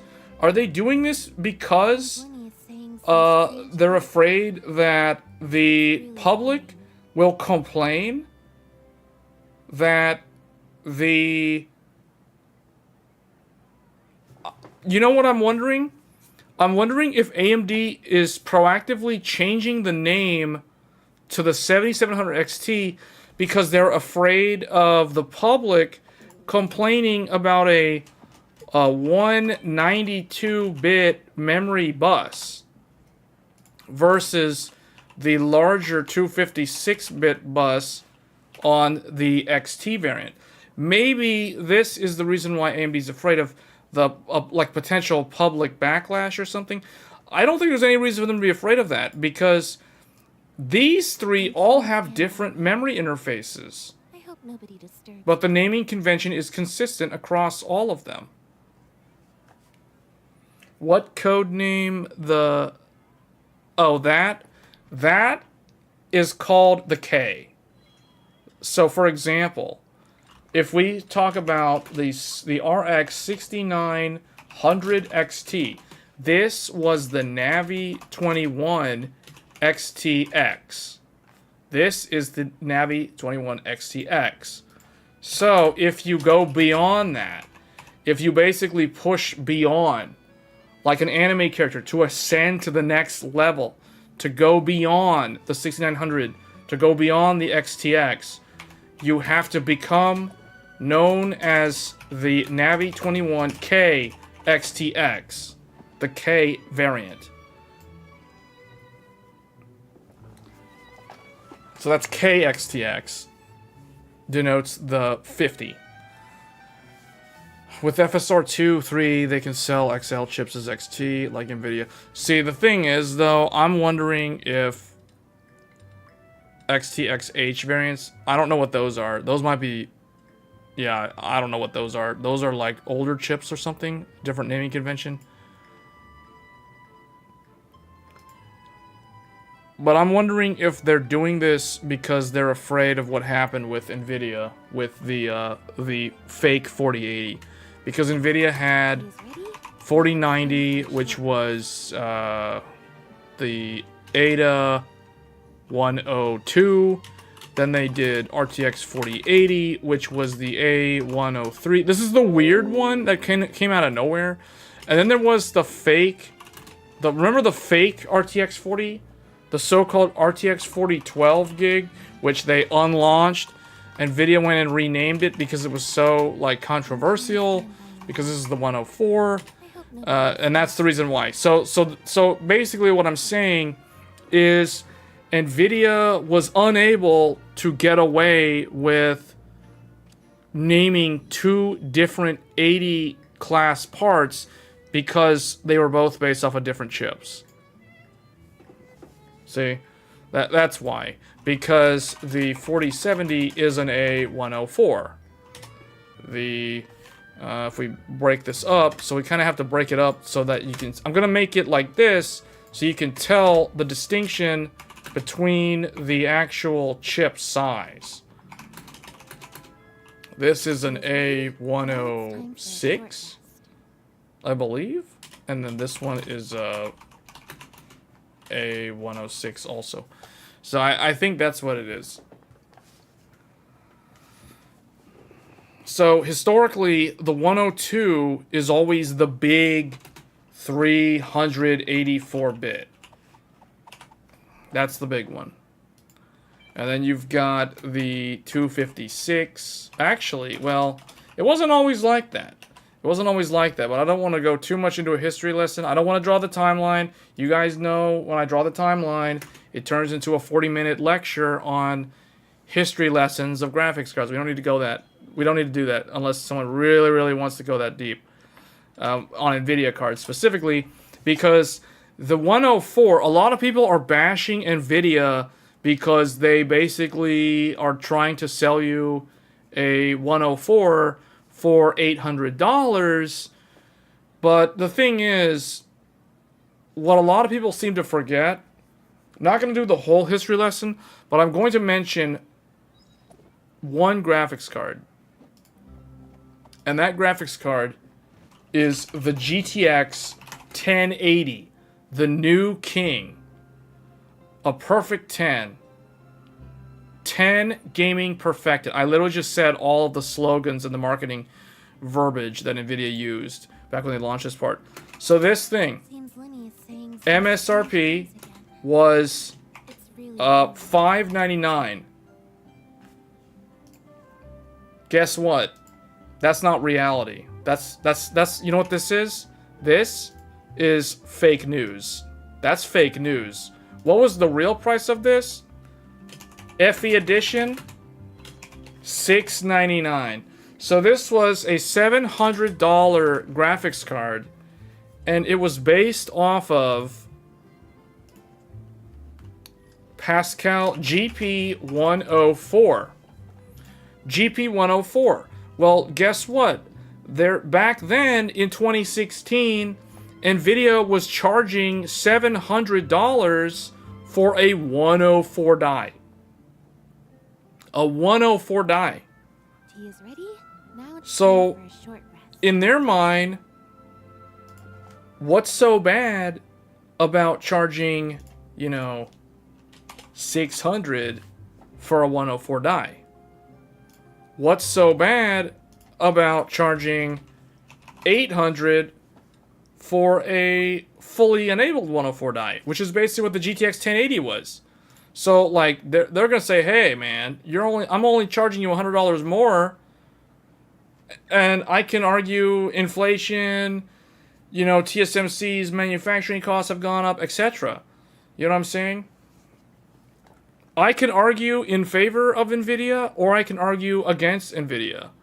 So I can show you guys like different perspectives on how they can justify their pricing, because a lot of the gamers, the gaming public at large, is very unhappy with Nvidia's pricing. There are a lot of people that complain to me that the GPU that they want to buy, the GPU that they the GPU that they desire to buy was supposed to be the 4080 because of the name that it carried, because of what that name meant to them.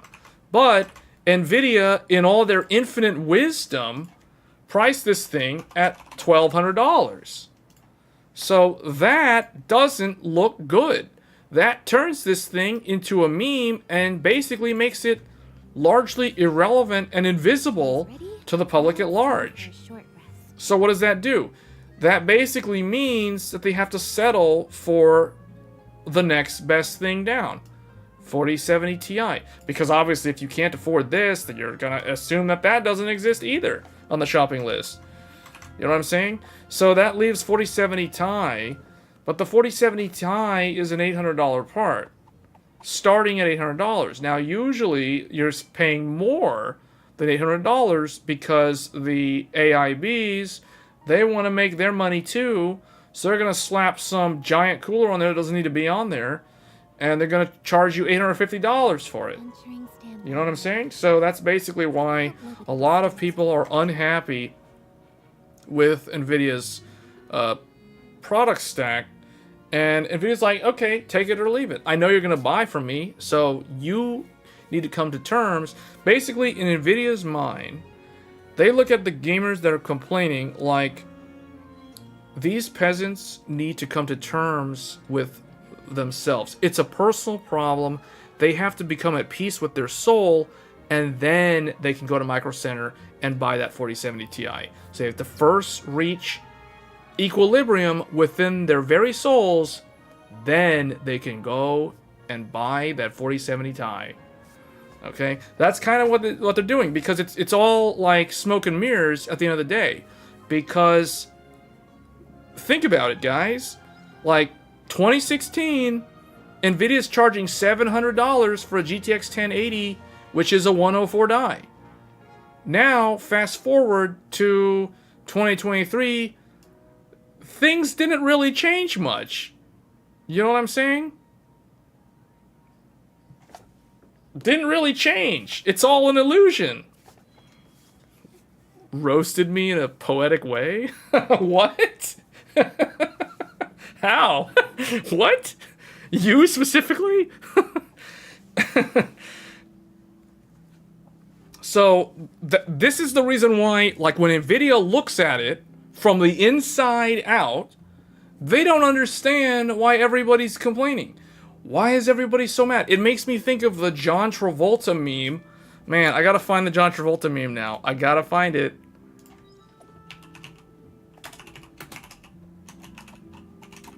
Hold on, I gotta find it, man. It's such a good meme. It's such a good meme. Where is it? Here it is. Check this out. It's this! It's this, guys! Nvidia's literally like... What? This is what's going on. Like, they need to, like, come to terms with themselves. You know what I'm saying? Like, Nvidia's like, people need to, like, calm down. We didn't even do anything. It's like I didn't even do anything wrong. Like, it's like, I was charging $700. MSRP was $600. MSRP. Now remember, I said it's fake news, but the MSRP, we'll put this in quotes, MSRP was $600. So look at that. Do you guys see the argument in favor of Nvidia? Nothing changed, despite inflation. Literally nothing changed. What's different is the name. The name changed. People desire to feel as though they have some kind of higher status within society. Okay, not society at large, because obviously that's not true, but I guess people have this kind of ego where, like, in the gaming community, the 80 series GPU is some kind of Halo product. You know, like, the 80 was like the thing that if you had a 80, if you had a 1080 or a 2080 or a, well, not really 2080, that was when, you know, forget about 2080. 1080, 780, 980, 980 Ti, 1080 Ti, 780 Ti, all the ties, you know what I'm saying. Everybody thought that, oh, you had the 80, you know, oh, the 780 Ti, oh, the 780 Ti. You know what I'm saying? Like, it's so amazing. It's so wonderful. It was the desirable GPU. It was the Halo product. Now, you go to Micro Center and it's like, I want to buy a 4080, but it's the John Travolta meme, you know, like, I want to buy a 4080, you go into the store, and it's like, this happens. So it's like, nope, can't do it, sorry. So now you got to settle for the 4070 Ti, or worse, the 4070. But, you know, like, the 70, even though 7 is considered a lucky number, in the Nvidia fanboy gamer, whatever you want to call it, community, the 70 tier, you know what I'm saying? It's like, okay, if someone goes and buys a 70 tier product, it's like, okay, cool story, bro. You know, what else is new? Okay, am I supposed to be impressed? Am I supposed to be impressed that you bought a 4070 Ti? Is that impressive? I don't think so. Sorry. You know what I'm saying? Like, it doesn't make for a good look from an egotistical status image sort of thing. You know what I'm saying? That's the reason why I feel like there's like a psychological... What I'm getting at is that there's some kind of psychological thing going on here with gamers being upset with Nvidia because they claim that Nvidia's charging an arm and a leg for graphics cards. When in reality, from Nvidia's point of view, they're not. They're actually not. And in fact, from Jensen's point of view, he's like, I'm being a benevolent god, and I'm being so generous to you guys. You know, like, why should I waste my time offering you a wonderful one-time deal of $1,600 for the Founders Edition? Why should I waste my effort in trying to undersell and shoot myself in the foot and selling this thing at $1,600 when I could easily charge this thing at this? Or you know what? I could easily charge it like that, and it would still sell out all the time. You know why?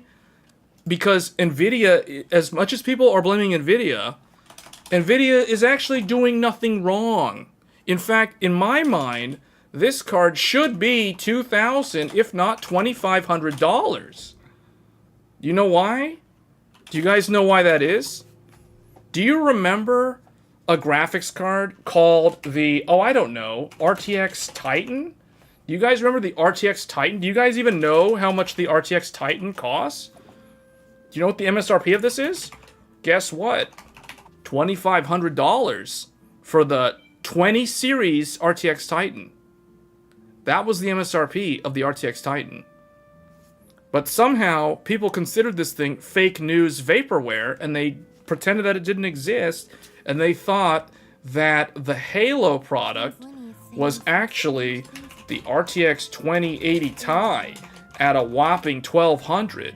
Now, everybody complained about this thing being over $1,000 or whatever, completely ignoring the fact that the fully enabled RTX Titan was $2,500. Best I can do is 4060 Ti because you bought Nvidia stocks. Wait, what? What? Anyway, what I'm saying is the perception has changed. It's all about how the company is being perceived. So, Nvidia started being perceived in a neutral light around the launch of the 20 series. Then they kind of redeemed themselves with the 30 series, image-wise, because they launched the 3080 at $700. And people thought that was a good deal. However, the fact was things were not in Nvidia's favor back in 2020 when they had to launch Ampere, because they were forced to use Samsung's 8nm node, which was not an efficient node. So they looked bad energy-wise compared to AMD. So AMD was better in efficiency, and AMD was also better in rasterization, performance per dollar. So AMD had a kind of a knockout punch there, but Nvidia's saving grace was their ray tracing performance. AMD also had better VRAM per dollar versus Nvidia. So AMD actually had, like, in my mind, AMD had three things. When I evaluate the product, like AMD RDNA 6000 was better than RTX 30 series in like 3 out of 4 metrics. The only thing that Nvidia won at was ray tracing.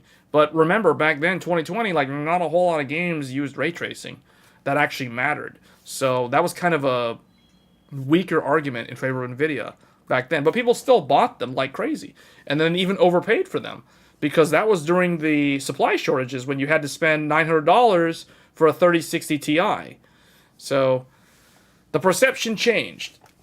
I personally don't think Nvidia's done anything bad with the price if you look at it from a chip standpoint. Now, some people will disagree, and that's because a lot of people got used to the Ampere pricing structure. So the reason why Ampere was priced the way it was because they were not as good, they weren't as refined as Nvidia's previous generations. They were hot and loud and used a lot of electricity, and if they were not going to be loud, they had to have super massive cinder block air coolers like the EVGA for the Win 3090 Ti, for example, or 3080 Ti. Like those massive behemoth graphics cards, coolers, were what Ampere was kind of memorable for. So that's not really a good thing, but that's kind of like, it's like now the thing is like, oh, a big GPU is cool looking. Ampere kind of standardized that look because it was not energy efficient. So fast forward to Ada, and now you've got Nvidia moving back to the way it was with Pascal. So now they're like selling you, they're basically trying to maximize profit margins by selling you smaller dies. But at the end of the day, like I just proved, it's not like they're doing anything out of the ordinary in terms of how they've structured their pricing. So in my mind, Nvidia's pricing makes sense. AMD's also makes sense. It's in line with where it should be. In fact, AMD didn't raise prices at all. So AMD actually did better than Nvidia in that regard. A lot of people got mad at Nvidia because they upcharge, but they really only did it in like here. They only really did it here. They didn't really do it here. It's like, yeah, they're taxing you $100 based off of that, but it's really not that bad when you think about it, right? Like if we were to draw all of this out, let's just, I guess, clean some of this up. We'll just get rid of all the 1080 stuff. We'll just leave that there. Like, for example, if we do... Well, you know what? Hold on. Let's remove this. Okay, wait. I don't want to remove all of it. Well, we can put the Pascal back there. That's fine. What I want to do, what I want to showcase is what actually changed. Because this is a plus $100. This is what? This is plus, what was it, 700 to 12? This is like a $500 upcharge.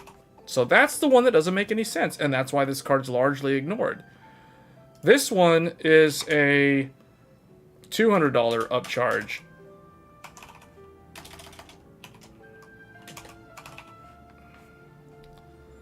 Hey, Matt, we're talking about GPUs because we already ran through all the news articles, and now we're just talking about, like, I am arguing in favor of Nvidia's pricing structure.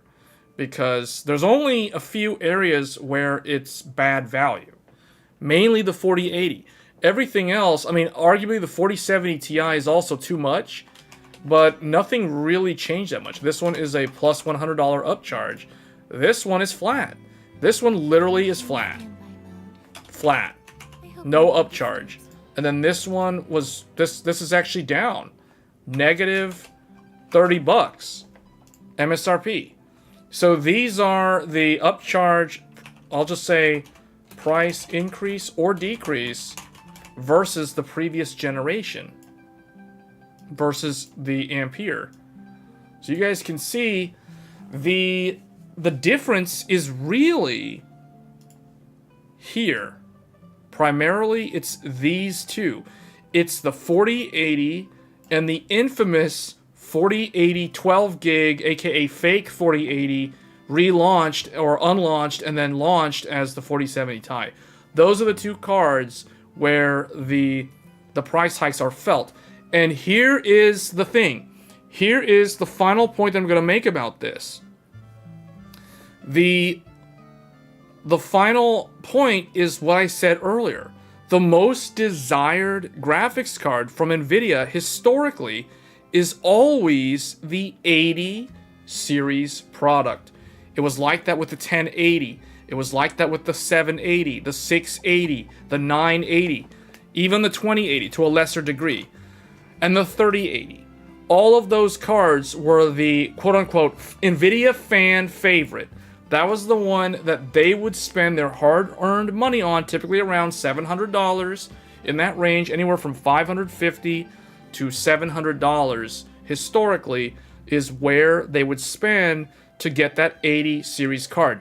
Now, you see what happened here. Nvidia literally screwed over their fan base by upcharging $500, almost doubling the price of the 80 series card.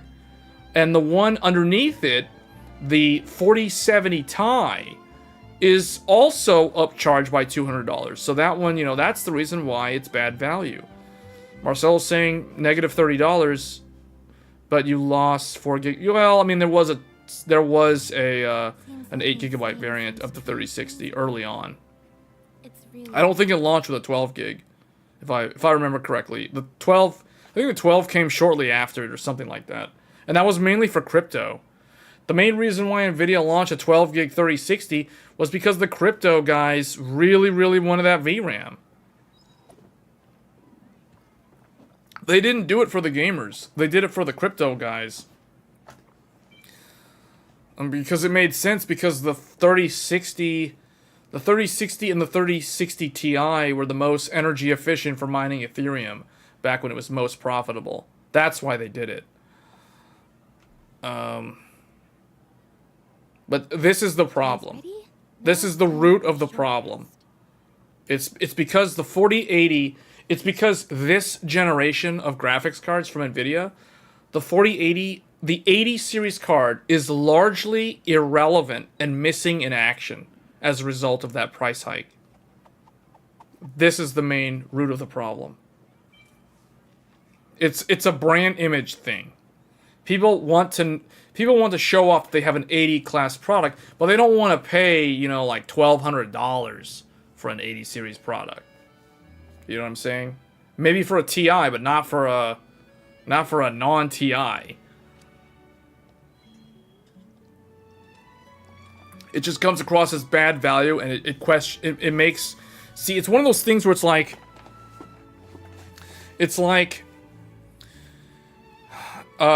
you know, like if someone goes and buys a 4080, and if their significant other could question their money spending habits, you know what I mean? It's like it opens up the door for that sort of negative conversation to happen, because it's like things are getting out of hand here, you know? Like that thing's typically $700. What's going on? Why are you spending $1,200 on this thing? You know, that's sort of stuff that it can happen. And it's another thing too, where it looks bad because it's like if someone goes and buys a 4080, rather than being congratulated, it's like people are gonna, it raises eyebrows like, you actually bought one of those things? You know what I'm saying? Like not necessarily a negative thing, but it's like, you spent that much money on a 4080? You know what I'm saying? It's like, what? Do you pay scalper prices? That's the sort of stuff, it creates a lot of like miscommunication, all kind of weird messaging. That's the reason why I don't know why Nvidia did it. It's just really bad. I can't wait to see how the performance is in Starfield at 1440. It's probably gonna be fine. The main thing is gonna be VRAM for this game, for Starfield.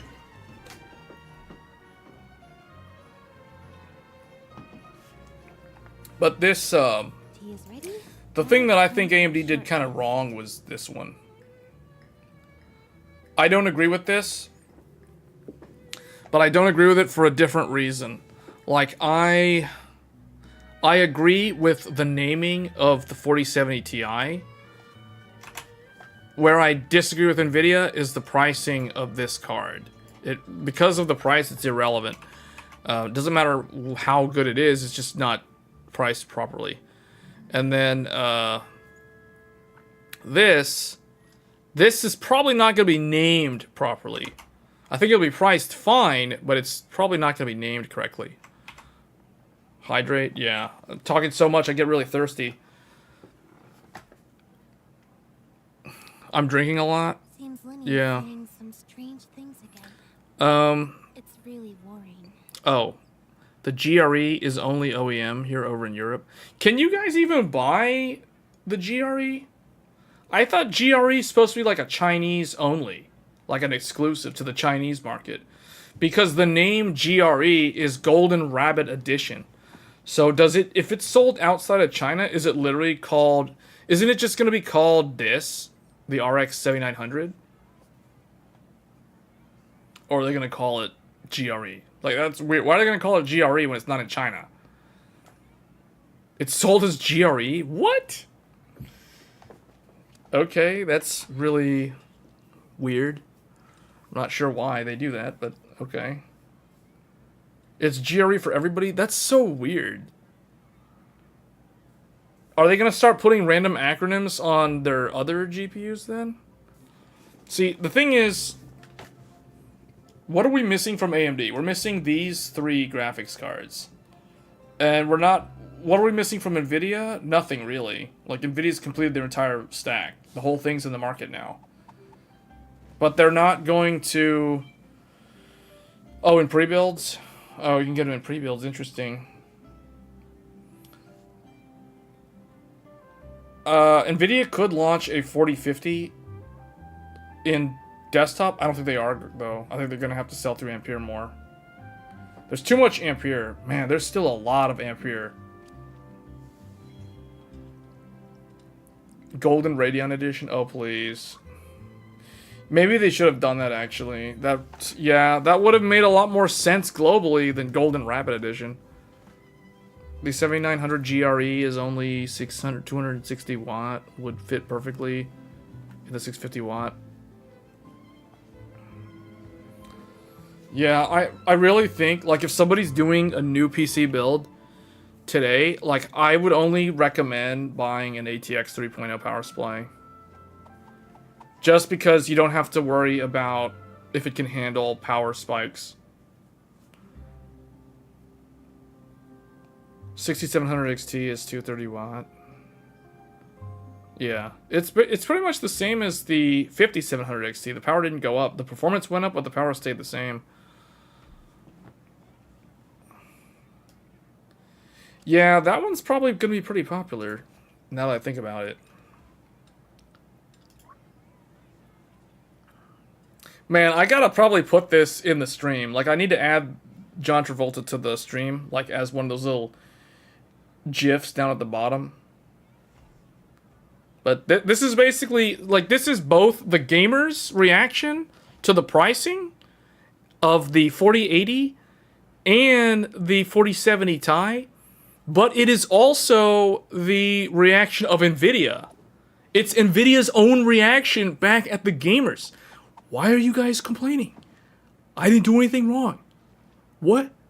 Nothing's wrong. Like, what? Nothing changed. Why is everybody acting like this? You know, that's their reaction. So that's basically what they have to say on that. So Starfield, you know, whatever. I don't really have much to say on that. We kind of ran through everything that I want to talk about. Intel's Assassin's Creed bundles, that's there primarily to sell Alder Lake CPUs and clear those out for 14th generation. Immortals of Aveum, I think Met joined. We didn't talk about this that long, but basically, low minimum for 1080 is 5700 XT at a 2080 Super. That means this game is optimized like garbage.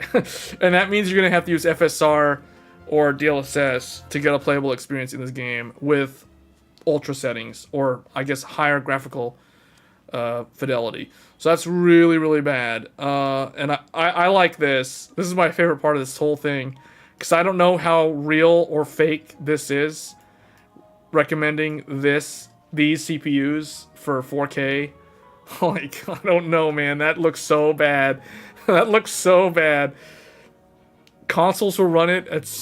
Yeah, if it's this bad, if it's this hard to run, then, like, if you're only able to do 1080p low preset with a 2080 Super and a 5700 XT, that says a lot about how optimized this game is.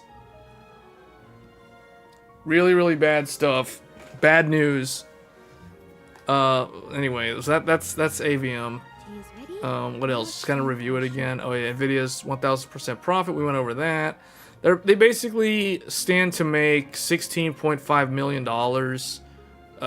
this year from just selling AI GPUs. So, hence the reason why they're not going to make any more Ampere GPUs this year. And then Threadripper breaks what? What was the score? Like over 80,000 in Geekbench, and it's like really fast. Unfortunately, this is not the Threadripper that I am hoping for them to launch. It's the Threadripper Pro. I don't care because it's Threadripper Pro. I just want a regular Threadripper that I can actually afford, because this is like way too much money, and that's way too many cores. Just give me like a 32 core 7990X or whatever they call it, non-pro, with a workstation motherboard with a ton of PCIe lanes, and I'll be happy with that. I don't need 96 cores. I don't know who needs 96 cores for high-end desktop. Somebody's out there that needs them. Anyway. What game am I talking about? We were talking about Immortals of Aveum. You mean this one? Immortals of Aveum. This was the game that we were talking about. He is ready. Now it's time for a short 16 core, non-pro. For me, please. Oh, yeah, like a Threadripper 16 core. Yeah, that'll probably be like the most entry-level one. Maybe a 12 core. Because Threadripper typically started at 12 cores and went all the way up. Yeah, 16 cores fine. But the thing with 16 core Threadripper, the problem with 16 core Threadripper, and this goes back to what I said a few streams in the past. I talked about the reason why I feel like high-end desktop died was because of 16 core Ryzen CPUs. Like, do you guys remember when it was 2019 and Lisa Su got up on stage at Computex and talked about the chiplets, and then they revealed the 3000 series, and then at the very end she's like, I have one more thing, and then she revealed the 16 core 3950X. So that CPU is what started the decline of the high-end desktop chipset. Because it's hard to justify a 16-core Threadripper when you can just go and buy a 16-core, you know, like any run-of-the-mill 7950X or 7950X 3D. Like, you can just get one of these for much cheaper. Not only is the CPU cheaper, the motherboard is a lot cheaper. Although, you know, AM5 motherboards are kind of pricey this generation, but in general, you can get a much cheaper B650 or B650E motherboard and pair it up with one of these just fine, compared to Threadripper, where I think at minimum, the Threadripper, like the cheapest Threadripper motherboards are typically like $400 minimum.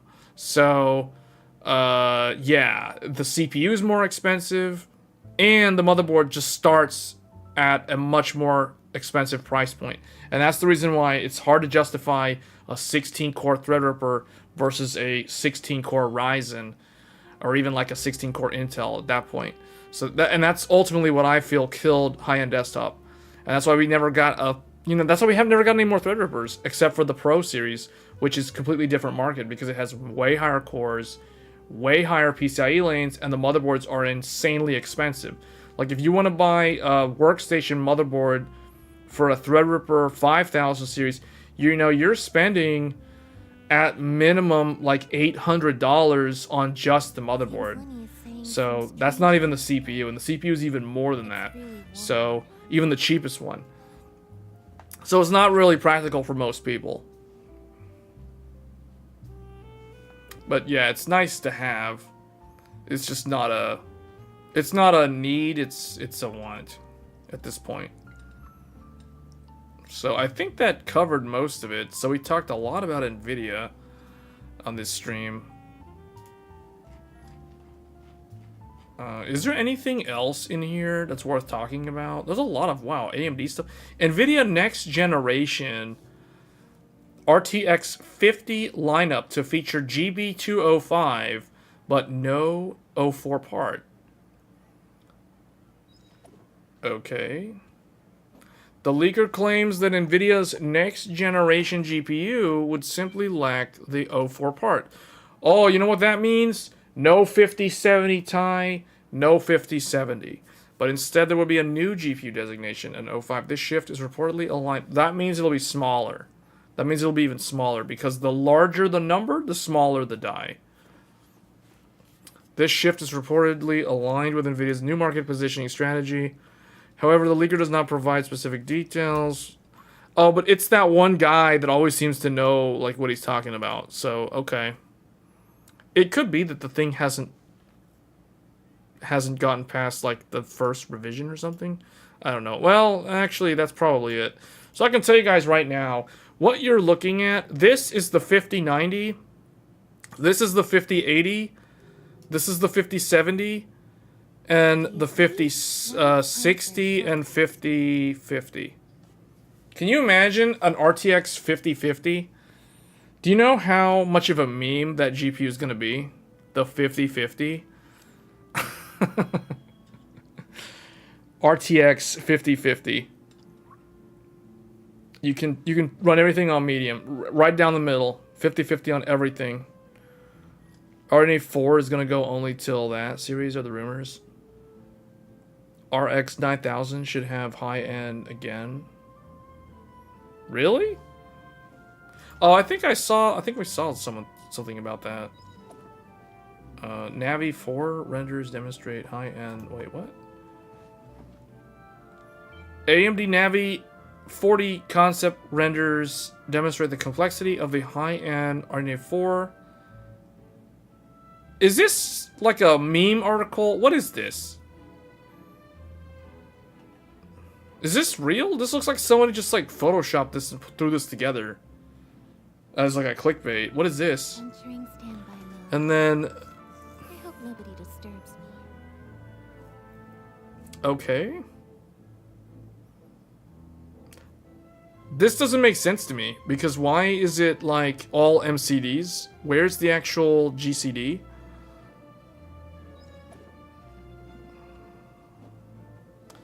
I don't know. I do think that AMD and Nvidia need to move to alternate launch windows. I've complained about this multiple times, but I don't like how... And then Intel also like chimed in as well now.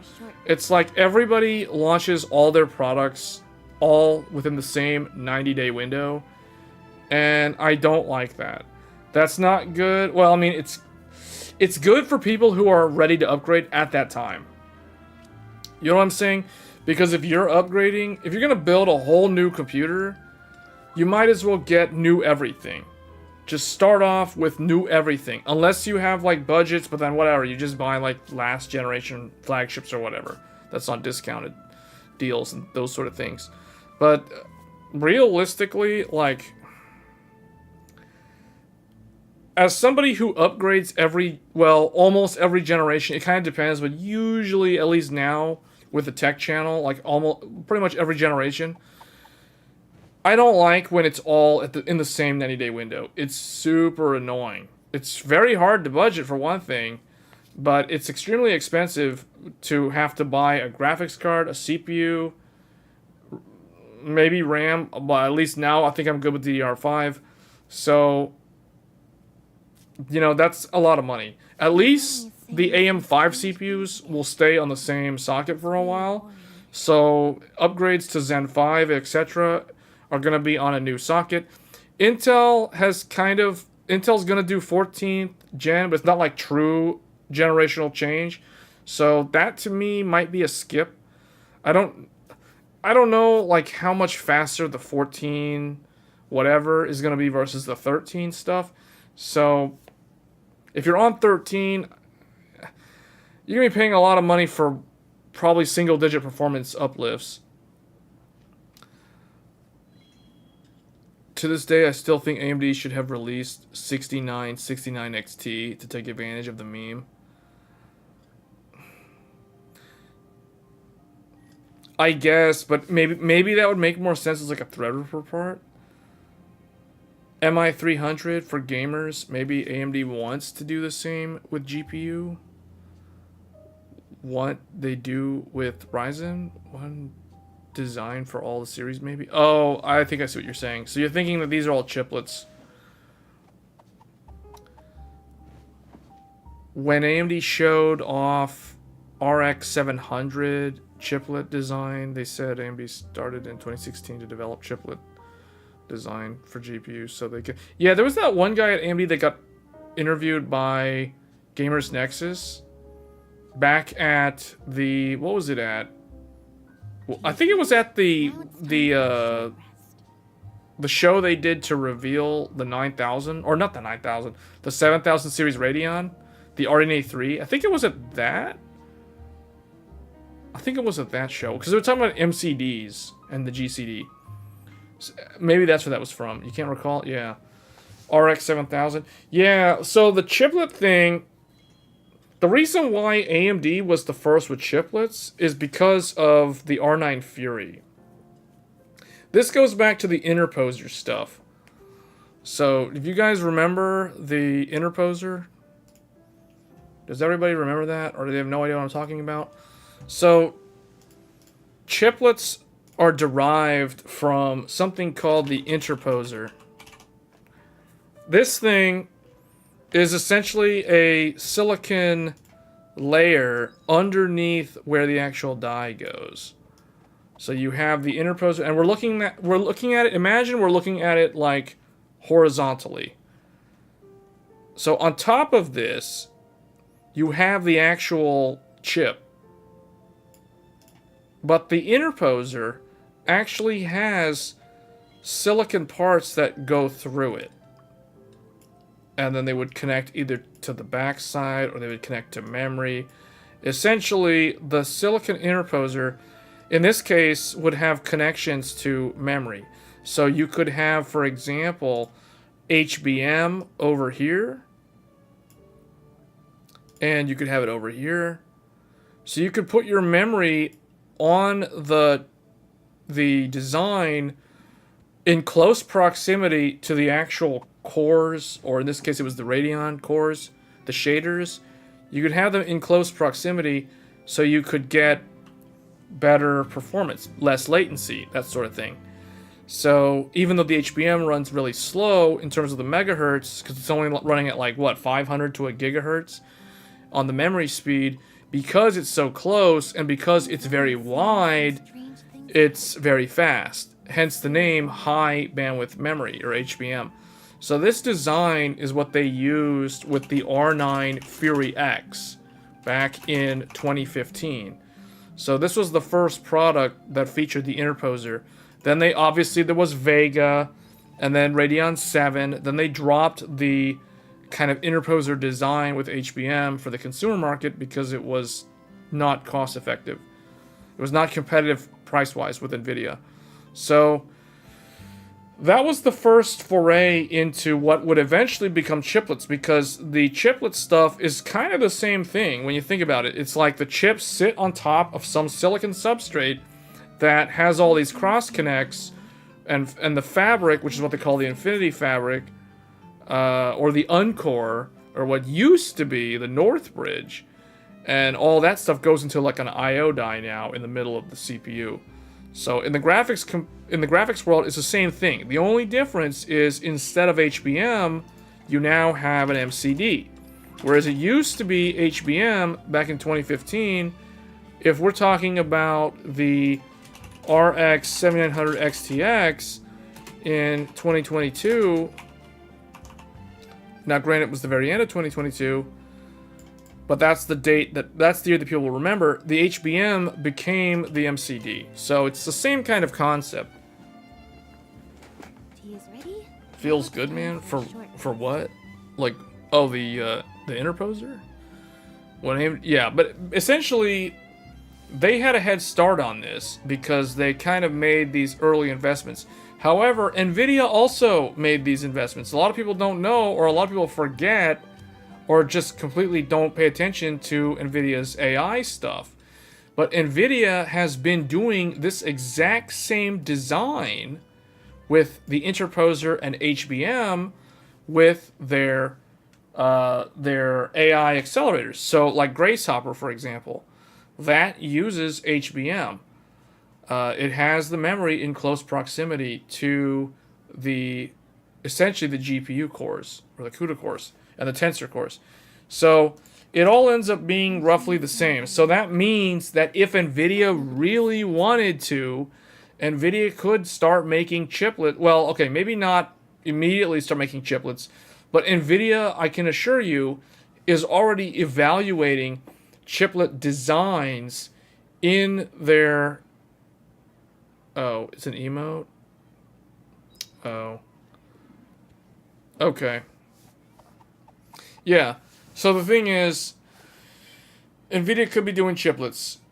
They just, all of their testing with chiplets at this point in time is all internal only, and it's not an actual product. So that's kind of where they're at. But yeah, Nvidia has HBM designs, so they are using interposer technology just like how AMD was. And AMD also uses that stuff in the data center with their MI Instinct. So HBM makes a lot of sense when you can charge a ton of money for your product, but not so much when you're in the consumer market and everybody's complaining about a $500 upcharge on a 4080. So where people are way more price conscious in the consumer market, that's the reason why we have things like GDDR6 and GDDR6X. It's really worrying. So that's kind of where that goes. Let's see. I haven't got a chance to do anything in this game, even though this is the new zone. It's gone through so many day and night cycles while I've been like talking about this stuff. Let's see. We've been streaming now for over 2 hours. This Fontaine area, this new Genshin Impact expansion is kind of interesting. They've got like androids. See, they've got like AI. They've got AI stuff. Robots walking around. Some clothing store. The Court of Fontaine.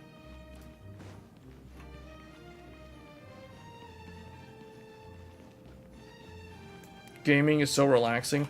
Like this type of game is actually very relaxing to play. One of the reasons why this game is so successful is it's just very relaxing to play. And it has co-op. You can play with your friends. You can play this game with your friends. You can do all this cool exploration. The exploring piece of it is just as good as Tears of the Kingdom. The game scales up to 4K real well on decent hardware. Now, obviously, I'm running it on overkill hardware, but, you know, it can run on a potato. It's good. We just found some really rare item. It's just kind of cool to just run around randomly and just explore in a game like this. So what I'm wondering is if I'm setting myself up for disappointment when it comes to Starfield by playing Genshin Impact 4.0, the latest expansion, right before Starfield comes out. Because this game, I'll tell you, this game has very good exploration. This game has a very good soundtrack. This game has a decent story. It's not like the best story. It's a very anime. The story is basically, if you guys are familiar with the anime called Bleach, with the Espada and the, well, basically this game is kind of like, it's got Espada in it, and it's got that whole kind of thing where it's all, you can compare it to Bleach if you're talking anime, or you can compare it to even Tolkien's writings, because the gods in the game are basically like the Valor in, you know, the Lord of the Rings lore. And then you have the Archons, which are, I think they're like the Valar. I can't really tell. They might be like the Maiar, like Gandalf and Saruman. And then you have like these other beings too. Like you have stuff like Shao, like this dude right here. This guy is a Yaksha. So if you guys think about like the lore, the mythical lore of what a Yaksha is, that kind of power that he possesses. You know, like basically very anime, very powerful character. And then you also have other weird beings like this guy, who is an Oni. So this is like a Japanese mythical demon type character. So he is like a non-human, you know, other type of being, you know. And so how does that stack up to like a Maiar and a Valar and all those kind of things? Oh no, don't let the Tolkien fanboys hear you. Why? I shouldn't be comparing Tolkien stuff with anime, with Bleach.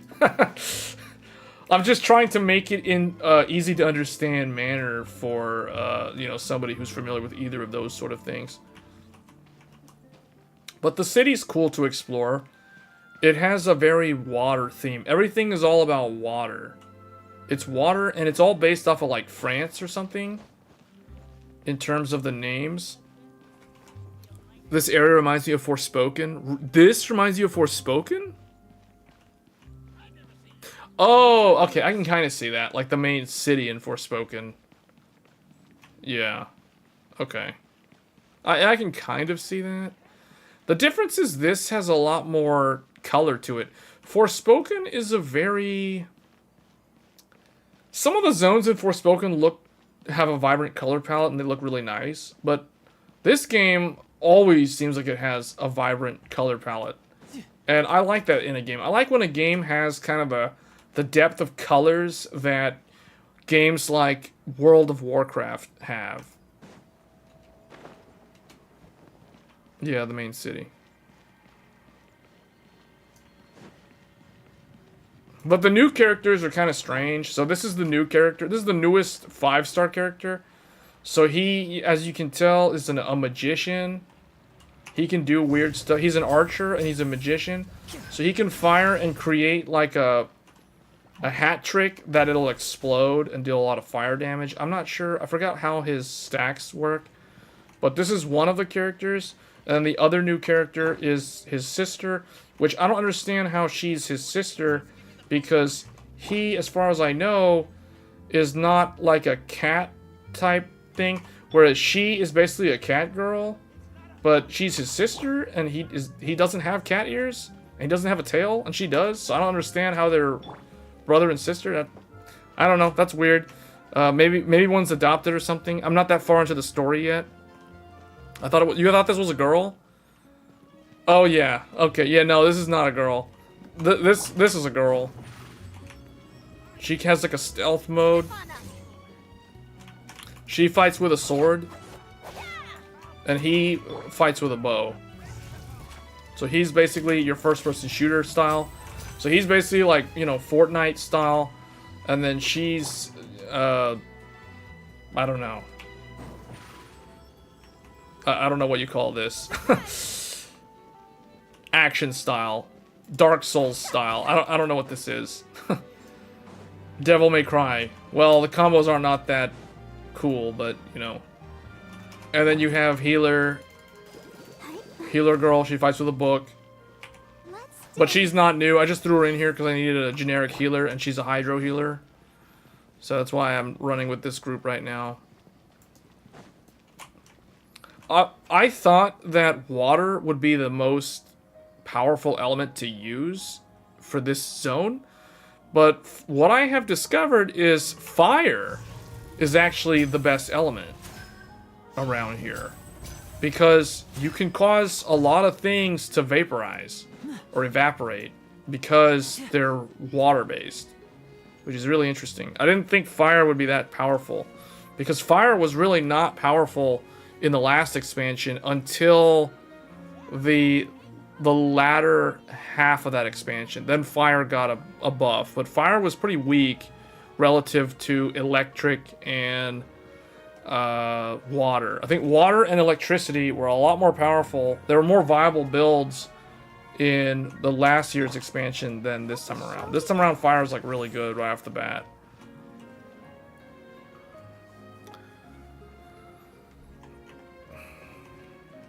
Okay, let me do one thing, and then I guess if we want to talk about more tech-related stuff, we can. I need to see... I want to level him up. He's only level 70 right now. To get him to level 80, I need... Oh, I won't be able to level him up because I don't know where these flowers are. I basically have to find rainbow roses to level him, and then I need these things. And then... she needs the same thing. I need... Oh, I actually am close to leveling her up. I only need like 3 of these. But she is 10 levels below him. She's only level 60. And he's level 70. So that's as far as I was able to get them on a blind playthrough, running through the new zone, exploring. Because the problem is when you get a new character, they start at level 1. it's kind of like well, WoW. It's kind of like re-rolling in WoW, you know? Like you have to start at level 1 if you're leveling a new class. It's kind of like that. For how much time do I already play this? Oh, definitely like the hours. Oh, you mean just this expansion? Or the whole time I've actually played Genshin? Because if we're talking the whole time, definitely probably like more than 500 hours at this point. Because I've been playing the game since, what? When it came out. Well, not exactly when it came out, but like 2020. Like October 2020 was when I started playing this game. But I did take a lot of breaks in between. So I would imagine 500 hours, somewhere around there. But for just the expansion, probably like 6 hours. I've played like 5 or 6 hours so far in the expansion. I haven't done much of the story. See, I'm still down here. This is where the main quest is, at the harbor. But I basically got in to the new continent, and then I just started running around and exploring. And I basically got a lot of the teleport stuff, so I can teleport around real fast. But as you can see, I haven't gotten everything. Like, this is undiscovered. There's a lot of weird underground stuff, too. What is interesting about this area is, just to kind of show it off here, they added swimming. So this is basically like the Little Mermaid. Now we've got like swimming underwater. You know, like I said earlier, water is the theme of this expansion because Fontaine is the nation of water. So water characters, water-based characters as their element are probably going to be very OP. At least at the start of this expansion. At least that was my theory. So you can swim, and you don't have to worry about running out of breath. It's not like World of Warcraft.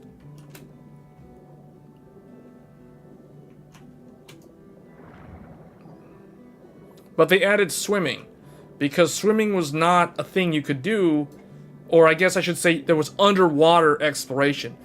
You could swim. Oh, the fishing? You want to do the fishing? Okay, let's do fishing. I think I'm pretty close. Yeah, there's a...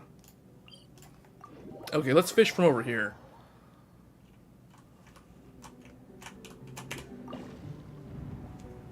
Let's take this shortcut. Bam. Okay. Unfortunately, there's no fish right now. So... Because you'll see them in the water. So there's nothing for me to fish in this area. So this place is empty right now, but this is a fishing boat. Let's go to this other one over here. Yeah, the fishing game is actually worth doing because you get a really good weapon from it. I gotta figure out... Oh wait, let's swim closer.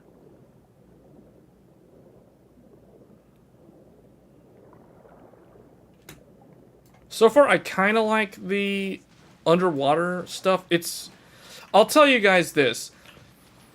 Final Fantasy XIV added underwater swimming in the second expansion, and it was very boring. Like, the underwater swimming in 14 was really weak. The underwater exploration and swimming in this game is a lot better than Final Fantasy XIV. So it looks like there's no fish around here right now either. But if we talk to her... Let me see. Have you had much luck recently? So she tries to fish, but she's like terrible at it or something. So there was like a quest where I literally caught a fish, dove under the water, put the fish on her line so that she thought that she caught a fish. There's some quest like that, and then she was so happy that she caught a fish, even though it's like, you know, she didn't actually catch it. She bought a bunch of different bait from her friends at the fishing association. Okay, can I get some of that? The rod, okay. I like how they're talking behind her back, like literally where she can hear them. That's hilarious.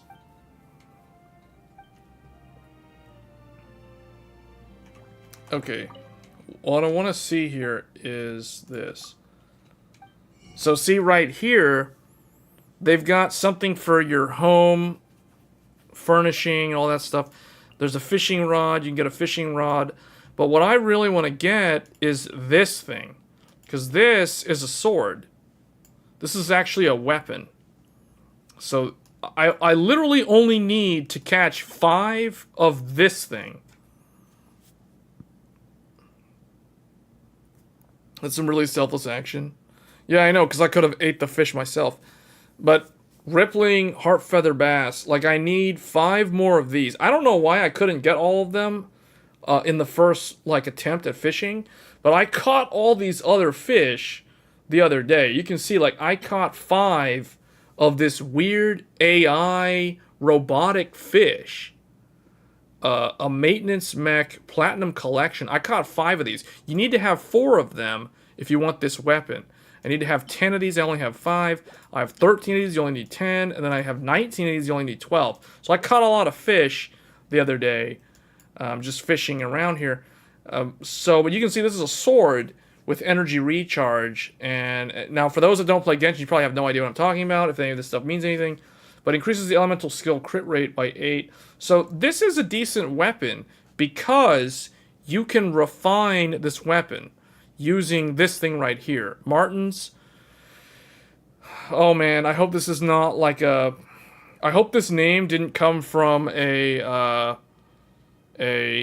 Game Awards meme or something. Martin, that name. You guys know what I'm talking about? Game of the Year, 2022. Martin. Hey, Martin. I want to dedicate this award to you-know-who. You know, that stuff. Anyway, Martin's Omnifix. Like, this thing, basically, you can purchase this from her up to 4 times to max refine this weapon. And every time you refine this weapon, the stats in blue increase. So you increase the crit rate, and you increase the energy recharge every time you refine it, up to a max refinement rank 5. So that's cool, because this is 100% free to play. Like, this is not like a pay-to-win thing. You literally just play the game, you do the fishing minigame, and you get the weapon, and you can just keep doing the fishing minigame, and you can keep refining the weapon to max refinement. So that's why, like, this is actually pretty good. You know, like, this is a decent weapon. It's probably good on... It's actually probably good on the sister. Like, she could probably use that weapon instead of the sword that she's currently using. See, but there's no fish around, though, for some reason. Like, they're not here right now. Or at least the ones that I can catch.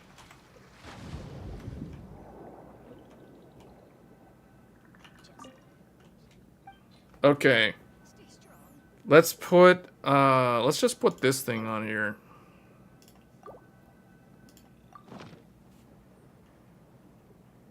I put the bait on the line. She caught a fish. See? Basically making her think that she was fishing. Don't I already have endgame gear, though? Yeah, pretty much. Mostly. But the thing is, I have too many characters. See the problem? The problem is I have more characters than I have weapons and artifacts for the characters. So, like, for example... The black sword, I had to take this from one of my other characters. So originally, she was using the black sword, but because I wanted to use the new character, I swapped it out. So it's like, yeah, you can keep swapping your gear between the characters, but it's kind of annoying because there's no... It's not like Monster Hunter. The cool thing about Monster Hunter is you can save your weapon loadout as a preset. You can't do that with Genshin. I really wish you could do that in this game, because that would make swapping gear between characters much more manageable. You would just load it on the character if you're going to use the character, as opposed to having to manually swap everything. Because I did the same exact thing for the artifacts. Like, all of these were taken from some other character. I don't know. I forgot who it was. Oh, it was her. Okay, I took, like, most of her things, except for this... Because this is electro damage, and I don't need... You know, I'm not going to do electro damage on a character whose element is wind. I have to give her a Nemo damage bonus. So that's basically how that works. But it's the same with all these other characters. I had to take this stuff from somebody else, take this weapon from somebody else, and basically put it on him. I think I took all of this guy's stuff. I don't know. Yeah, I think it was some of his. I forgot. Anyway. Hey, Hades. You showed up after all the news and all the discussion. I just need to have patience. Oh, come on. Stay strong. Wait. Oh, did I talk to her? Yeah, because she caught another fish. I bet if you do this a couple times, she gives you some reward thing after she feels like she's accomplished something in life by managing to catch a bunch of fish. Yeah, you're late.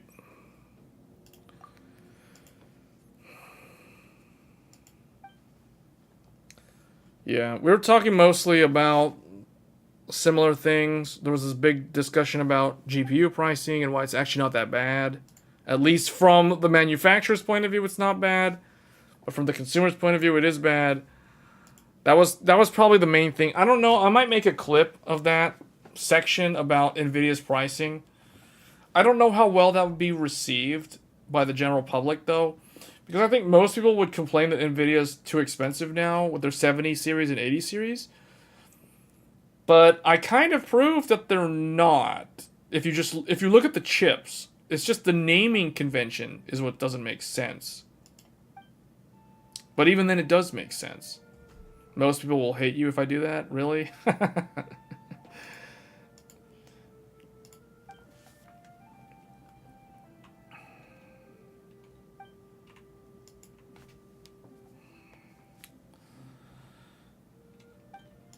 Again, they're talking behind her back. How could she not hear what they're saying?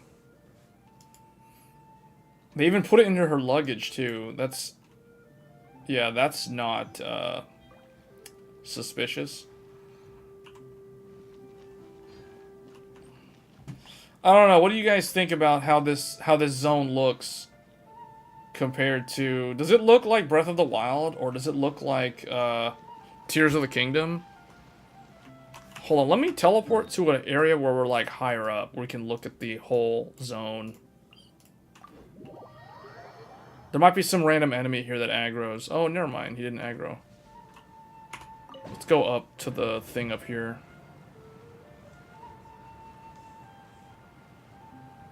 I like how it just puts us way up here.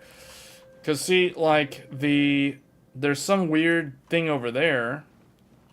A lot of mountains. A lot of, like, sharp mountains, too. But what's interesting is you can actually see the other zone. Now, the weather right now is kind of foggy. I wish I could zoom all the way in so the character's not in the frame. But in the distance, I can see the desert. You can see the desert over there. There's that weird pyramid thing. And then there's the jungle of Sumeru. And then if you go over here, you can see Liyue. And then over there, you can see that ice mountain. And then when I maximize the thing, I'm gazing over this way. And sure enough, it comes out over here. See, there's the ice mountain. So the zone, the game world is actually quite large. So the first country, the first nation's over here. That was launch. Then Liyue, the second one, that was also at launch. Then we had Inazuma in the summer of 2021. Was the island nation down here. Then last year we got Sumeru, which was the jungle region and the desert region. So the last expansion was huge in terms of how much explorative zones it added. There's like so many zones that it added. It added literally 1, 2, 3, 4, 5, 6. 6 new zones at launch. And then it added 1, 2, 3, 4, 5, 6, 7 zones throughout the course of that expansion. That's literally, what, 13 zones in one expansion. That's way more than what you had in the base game And that's also more than what we got with Inazuma, well, the first expansion, which was 1, 2, 3, 4, 5, 6, 6 zones, plus a secret zone, which is basically this special place. That's why this game has a very, like, you know, Super Mario slash Legend of Zelda feel to it when it comes to exploration. Because there's all these, like, other things. It's like, oh, you have the general world map. But then this place is kind of like that underground area in Elden Ring that you can explore. This is kind of like an underground world that kind of opens up and has its own sky and stuff. And then there's also a whole nother one. There's the chasm underground. So there's a lot of, like, interesting zones in this game. So then this is the new zone. So the new game, the new expansion currently is literally, it looks like it's just 3 zones. 3 zones, but the thing that's cool about it is there's the underwater, and there's all these, like, tunnel things. Like, see how there's, like, a tunnel thing? You have to discover it from underwater. There's all these, like, underwater cave areas, too, which exist. They're kind of hidden. So that's what's kind of new about it. So it looks kind of small in the sense that there's 3 zones, but there's all this other stuff that's underwater, which has its own zone. See that mountain? Can you climb it? Yeah, you can climb basically anything. You can, anything that you can see, you can go to, unless it's, like, not in the game world yet. So, like, this mountain there in the distance, that is, hold on, that is probably somewhere that's not open yet. So you can't go there. There's the main city. But all this other stuff, like that mountain over there, that's literally this mountain down here. So I can climb the mountain. Yeah, I had to get up here. Originally, like, the way I got up here was I climbed this mountain. I ran up this mountain. See, that's how I got there. That's not that it's that steep. But yeah, you can generally go anywhere. So it has the same amount of freedom as the Zelda game in terms of the exploration. So, like, if I wanted to go up this mountain, for instance, I could do that. Or I could, like, ride an airship or something to get up there. So, okay, I need to hunt these.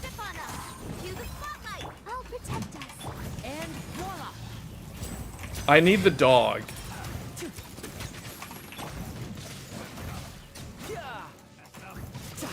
Oh, that guy was, like, aggroed to the hat. That's interesting.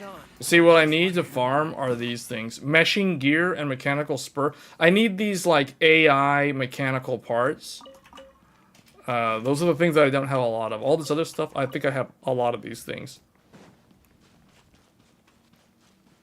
But basically, if you're doing the main story, and you're questing out in the field, you'll naturally collect this stuff without having to grind. Because you'll just end up...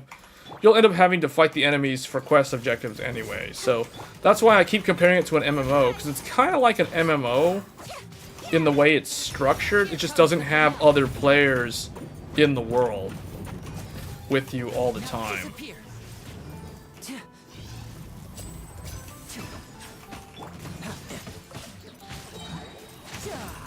Brace yourself. This is gonna hurt. Oh, I didn't crit that guy. I should have dealt like 30k damage to him right there, but it didn't do it. It only did like 10. But all these like mecha looking units, these are the ones that I need to kill. Like, these are the ones that I need to collect their gear. It's mainly for the new girl. She needs that stuff. For some reason, the brother uses like generic things that I have tons of. So like, see, for example, if I want to ascend him, I need these things. I've got lots of these. But she needs the mechanical gears and stuff for some reason. Maybe she's an android, who knows. But yeah, that's new stuff. Only new enemies that are only native to this zone drop that stuff. So, did you see the last 2 comments above? Oh, the 4080 price still doesn't make sense for how much performance you're getting. It's not close enough, 4090. to be only $400 less. If the 4080 was 10% slower and had 20 gigs, it wouldn't be a problem, but its current hardware is the issue with the price. I wonder what the rest of the Harbingers are up to. Yeah, Plotting and the price scheming is on just... an ever grander scale, no doubt. Well, it doesn't make sense compared to the previous 3080. And I think that's the reason why people are angry.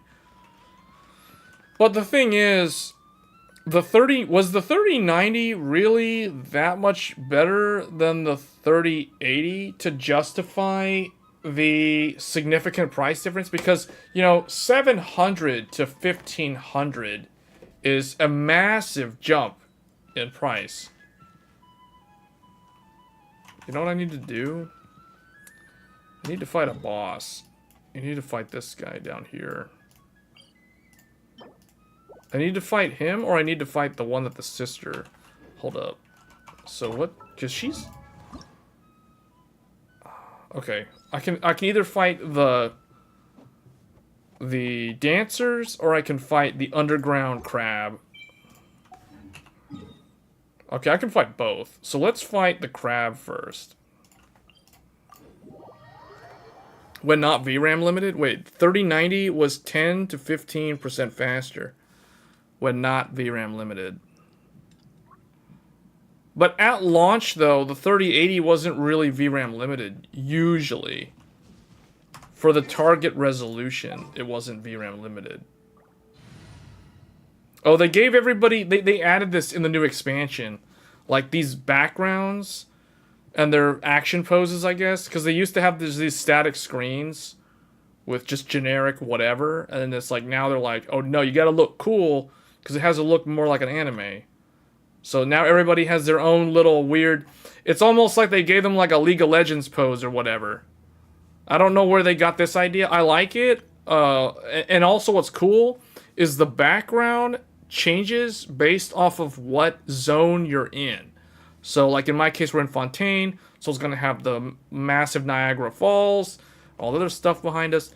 So, but if we go to the desert, it'll be the desert. You know, that kind of thing.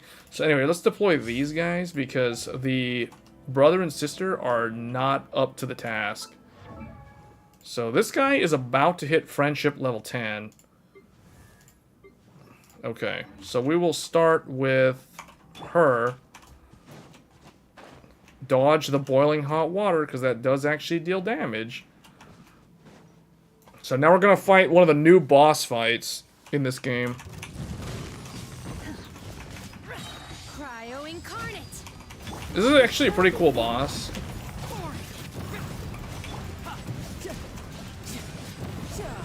Oh, I've just realized I don't have any shielding. I don't think it should be a problem, though. Oh, that could hurt.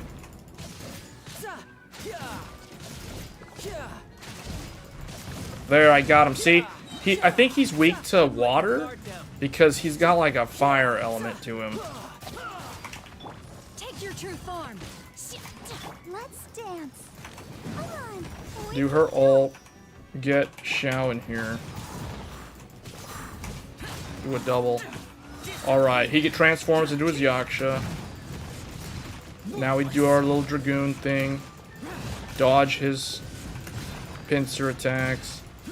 Doing 30k damage per hit. Oh, he got his shield up. That's okay.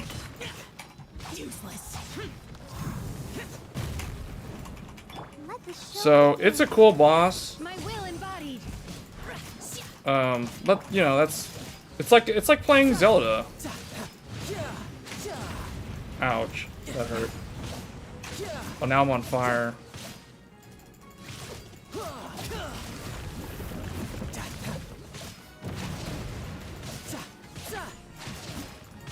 Man, melee seems really good against this boss. If you just hug the boss and you just avoid all those AoE things. And that was it. What mouse am I using? That's a lot of clicks. I am using the Logitech G100. It's the MMO mouse. It's the one for I use it for Final Fantasy XIV mainly for the macros. It's the one that has all the buttons on the left side.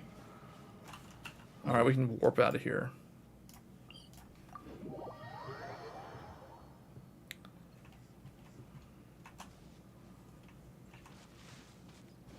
Ooh, there's like a puzzle over here. I think Xiao? Yeah, I just got him max friendship, so now I unlocked this thing. So I don't need him anymore. Usually what happens is when I hit friendship level 10, I just cycle the character out of the main party and start working on another character. So, because I don't need to use him anymore. In fact, I don't need to use any of these guys. We can go back to this group.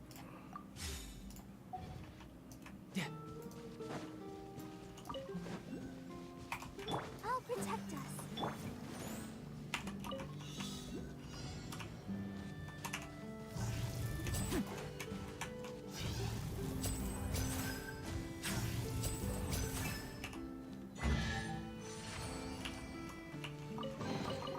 And Yeah, the thing is, though, I honestly feel like the 4080... Realistically, the 4080 could be $800, and the 4090 could be $1,200. That's kind of where I think they should be. Because, can you imagine, if you did a 800 4080 and a 1200 4090... That's still a $400 difference between the two of them. But now they're lowered in the price stack that things don't look as crazy as they would be, or as they are. Because you would have 4070 Ti coming in at 600 or even 650, but I guess 600. And then you'd have $500 for the 4070. That doesn't change. Or actually, no, it does change. It becomes $100 cheaper. And then you have everything else stays the same. So you have $399 or $400 for the 4060 Ti. So you see what I'm saying? Like if Nvidia wanted to price correct for the market, they could have done 800 4080, 1200 4090, and everything else would just kind of fit in underneath that. Like literally only the 4070 Ti, the 4080, and the 4090 would have had different prices. Everything else underneath them would have relatively the same price. Well, actually, 4070 would also be $100 less. So basically, 4070 and up, they all need to be reduced in price. If the 4080 was $800, what would the XTX cost? That's a good question, actually, because that would actually change AMD's pricing structure. Well, it would probably be $750. It would have probably been like $750, and then the 7900 XT would have been $650 or $600, and then everything else would have fallen underneath that. So $500 for because the 7800 XT, I think it's gonna launch at $600. I have no idea what the price is. I originally thought that it would launch at $649. But since the 7900 XT it's kind of unofficially become cheaper just because it wasn't selling well at all at $900. Because that one is now more like $800, $750. AMD's 7800 XT is probably going to be like $600. It's going to be right around 4070. Like I don't see why it can't be more than the 4070. Because it's probably going to be faster than the 4070 in rasterization, and it offers more VRAM at 16 gigs of VRAM. So in my mind, AMD can probably price it exactly the same as the 4070. Yes, it's going to be weaker in ray tracing, but I don't know how much that makes a difference, considering the fact that it's better in rasterization. So I feel like the brute force rasterization will kind of offset that, so it won't lose as much in RT compared to how it was on the previous generation. So that's kind of what I think is going to happen, but that remains to be seen. We'll only know like when they announce it at Gamescom, obviously.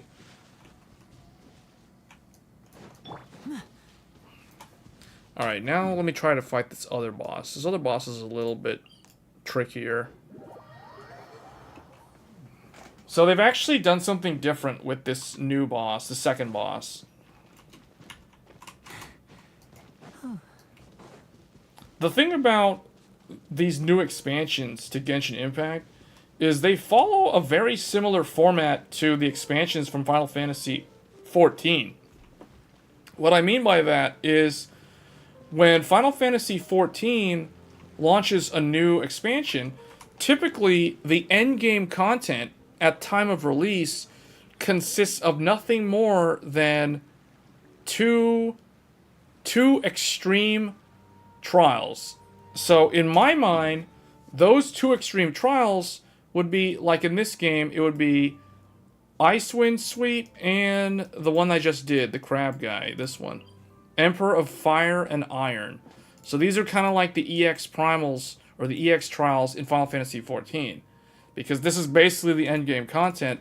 There's not really a whole lot to do until they add more to the story and they add more zones to explore. So that's kind of like where we're at. So again, it feels a lot like playing a Final Fantasy XIV expansion.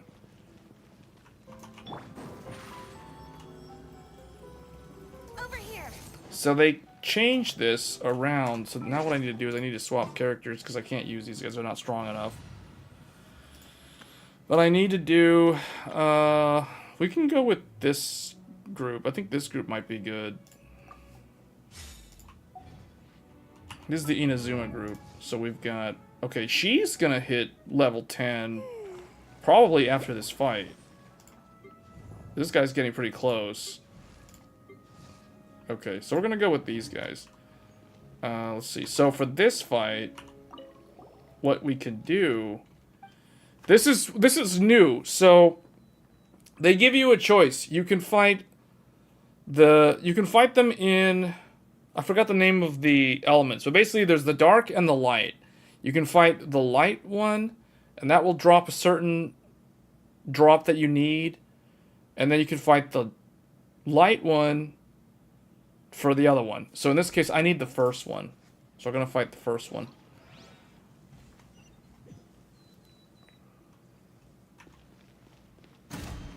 Emerge. Right now. Emerge. Fire it up! Allow me. I got you covered! Attaboy! Ah! Oh, I don't have enough energy. Check this out! Covenant of the Deep. If the 7800 XT has 60 CU, it'll be weaker than the 60. Hold the line. Why would that be the case? Fire it up! Right now. Emerge. Right here. Oh no, she might die. She might die. Keep distance because she's... Oh wow, that thing's throwing stuff at me. Now you've got my... Don't get too close! Here's backup!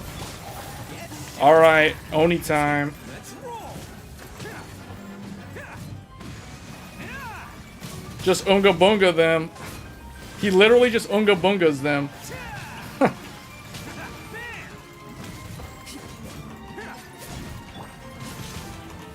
Allow me.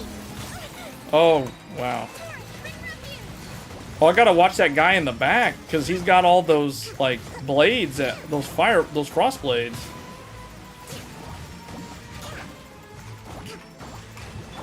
Check this out! Emerge. Right now.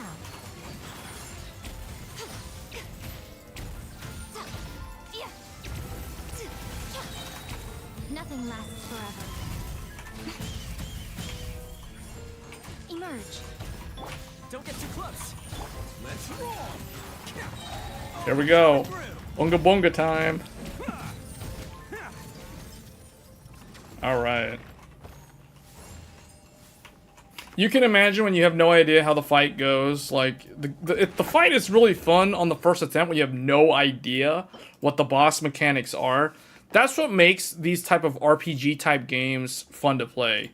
So this is the thing that I needed. I needed the spare clockwork component This variant of it is the one I need, because I thought, based off of when I read the description, I thought I needed the other one, so I literally wasted my time fighting the other version of the boss, because what I need this for, I need it for the cat girl. I need her, where is her? Where is she? Where is her? Yeah, okay. I need this. See, I have 4 now, so I need to fight this. I need to fight that boss, like, I think 2 more times, because it typically drops 3, or if you get unlucky, it only drops 2. So if I do it 2 more times, I'll have, you know, 8 or 9. So I gotta do it, clear it 2 more times, and then I need to find 3 more of this thing out in the wild. And let's see, it says found in the north at the court of Fontaine, and I still need 4 more of these gears, and then I can level her up to level 70. The clock speed gain of RDNA 3 is not going to give a big enough performance gain.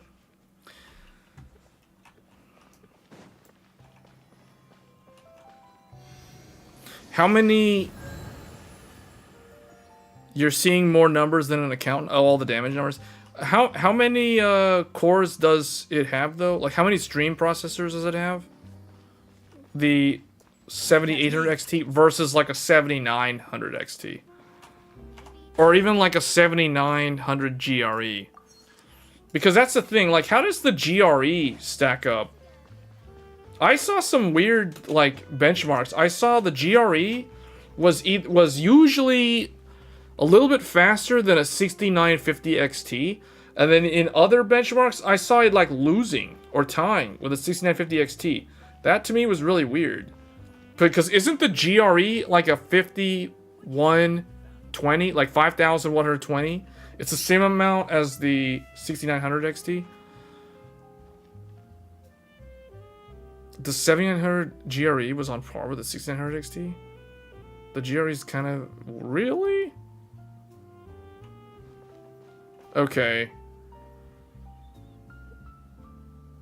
So, okay. So that means that the 7800 XT is going to be like a 4070 competitor, because the 6900 XT is a 4070 Ti competitor.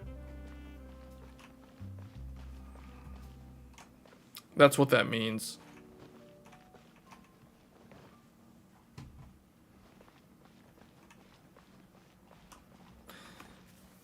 It has 20 more CUs. There was supposed to be a 70 CU part, though. Do you guys remember? Hold on a second. Wait a minute. Don't we already know this? We already know how many... Hold on. We already know the answer to this. Do we? Don't we? Hold up. Where's tech power up?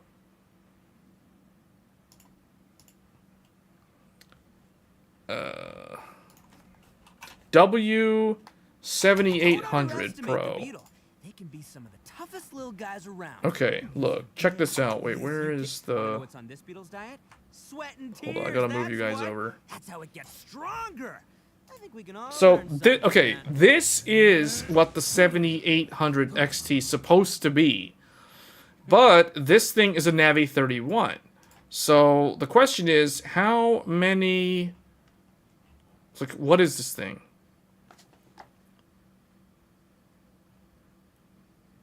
This is a 70 compute unit. This is it. This is supposed to be... Well, okay, I don't know. I mean, I think it should be the 7800 XT, even though it's a Navi 31.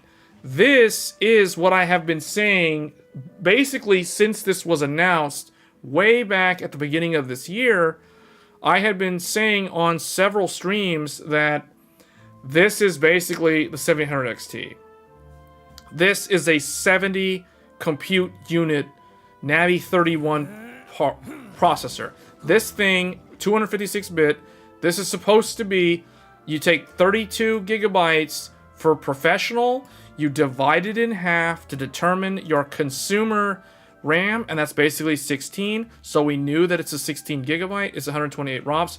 This, to me, as soon as I saw this, I was like, okay, this is the 7800 XT. So if this is not what the 7800 XT is, then I don't know what they're doing, because it has the 7800 XT naming convention. It performs exactly like a 6950 XT and a 3090 and a 4070 Ti. And that is the reason why I have been saying pretty much all year long that the 7800 XT is equal to a 6950 XT. Because I knew that this part exists. And I knew how many compute units this thing has. 70 compute units. So the 70 compute unit part is the one that they need to put out. I don't know what the 60... Maybe the 60 compute unit is the well, that wouldn't make sense. Oh, I guess it would be the 7700 XT? I don't know. At this point, it's really confusing. Because why would they... Why would this exist? I guess it's because there's too many Navi 31 parts? Because they've also got the GRE. GRE is an 80 compute unit, right? But the thing is, you guys are saying that the GRE is only on par with a 6900 XT. So what's the compute unit on the... The 7800 non-XT even would make sense as a 60 CU. Yeah, that's the one that it should be.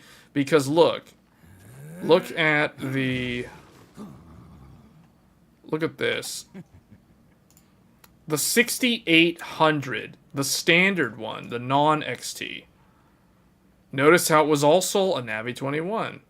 So that means they can take a Navi 31 and name it an 800 part. They already did it with the previous generation. This was a 60 compute unit part. So if we go by the previous generation, the 60 compute part should be a standard 7800 going off of this. Just looking at the historical here. Now we look at the... Okay, the 6800 XT is a 72 compute unit part. GRE is 80. Okay, so GRE is equal to the 6900 XT. 6900 XT is 80 compute units. 80 compute units for a 6900 XT. So that makes sense. GRE is equal to 6900 XT in terms of compute units. That means that 70 compute units, 70 compute units, where is it? This thing is a 70 compute unit part. This exact die should be what they use for the 7800 XT. The 60 compute unit part should be either the 7800 or the 7700 XT. So they've got a lot of Navi 31. That's what this tells. They've got way too many Navi 31, but it's fine. Whatever. They put all those MCDs. See, the reason why it doesn't change much is because of all the MCDs. What changes is not just the cores, but the MCDs, number that are active. AMD is coming in hot with Navi 31. Yeah, that's all. It seems like this is just a bunch of Navi 31. The only advantage the GRE would have over the 1600 would be the RT performance.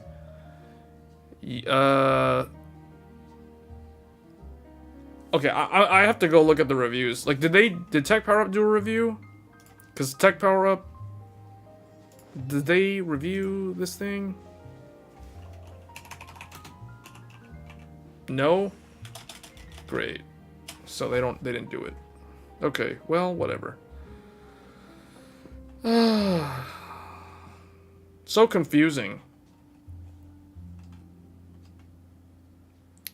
Don't underestimate the Beetle. They can be some of the toughest little guys around. Yes, you can. Yes, you can. The only channel who did it was Horror Unboxed. What did they say? I didn't even watch it. Stronger. I think we can all learn something. But guys, I really think the 70 compute unit part is supposed to be the 7800 XT. Now, whether or not AMD sticks to that, I don't know. Because this GRE stuff the GRE actually makes a lot of sense if you look at the compute units of the RDNA 2 parts.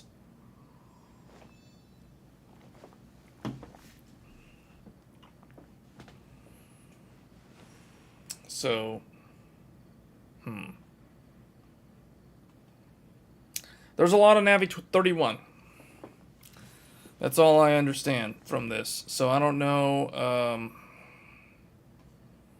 This is what I'm thinking. Check this out. This is what I think. Where's the 70 compute? John Travolta's asking AMD, where's the 70 compute? Are you guys going to launch 60 compute? Because you launched 80 compute, where's the 70 compute? That's right. Like, what's going on? Where's my 70 compute? You know what I'm saying? Like, where is the, man, why is the 40, why was it looking at the 4090? Okay, this thing. Where is this? Where is this thing in consumer? Where's the consumer variant of the W7800? The 70 compute unit die. That's been around basically all year long. Don't underestimate the Beetle. They can be some of the toughest little guys around. Yes, you can. Yes, you can. They need to rebrand that thing to just 7900. They need to drop that GRE stuff. I think we can all learn something from that. GRE stands for like Golden Rabbit Edition, Golden Radeon Edition, or like Graduate Records Exam. They need to drop that GRE. Or generic routing encapsulation. They need to really get rid of that acronym. That is not a good acronym to be attaching to their graphics card. The 10 more CUs are going to be DLC. Oh no, they're gonna do the Intel thing? They're gonna do the thing that Intel did in the past, where you have to license PCIe lanes. You have to install a license on your server board to unlock more PCIe. You gotta download the additional 10 compute units via a license key or a DLC unlock code. Yeah, that's totally what they need to do. I like your way of thinking.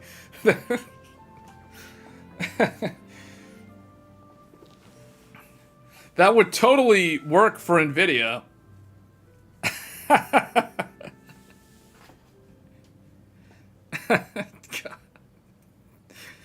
Oh wow, man! But realistically though, like this thing, okay.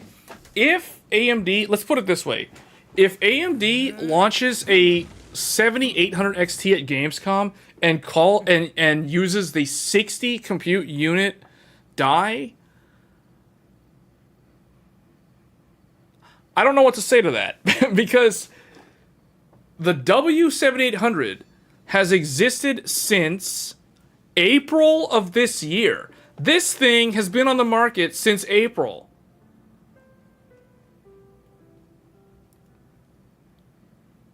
Why can't they put this in the consumer market?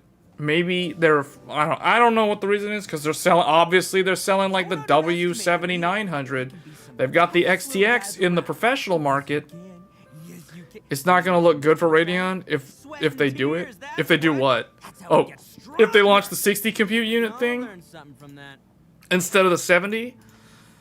See, the whole time I thought that they were going to launch 70. If they don't launch the 70 CU as the 7800 XT, which it rightfully should be called because it's literally what it's called in the professional market, then I don't understand what they're... Then they really have... Let's put it this way. They really have problems with trying to understand, like, trying to come up with a cohesive strategy. Because the strategy doesn't make any sense. It's like they're fumbling the ball over and over again and tripping over themselves and don't understand like what the deal is. You know, like, is it a problem with TSMC? Are they not able to buy enough wafers? So they basically bought them and put them all in professional cards? So now they gotta use the 60 compute for the consumer market? Is that what this is about? I don't know. Yeah, it's not gonna look good if that's all it is. Because the 7800 XT, I said it and you guys believed me. Well, I mean, I think most people believed me. I said that the 6950 XT was essentially where the performance of the 7800 XT would land. I said that literally in a live stream as far back as February. Or even maybe, I don't know about January. But definitely around February because these things were talked about back then. The sweet, sweet. And I saw this, and I was like, okay, let's do some math. What I always look at is the compute unit. Oh, it's 70 compute units. Let's go and look at what the closest 70 compute unit die was on the RDNA 2. Let's see what this has. Oh, look, 72 compute units. There you go.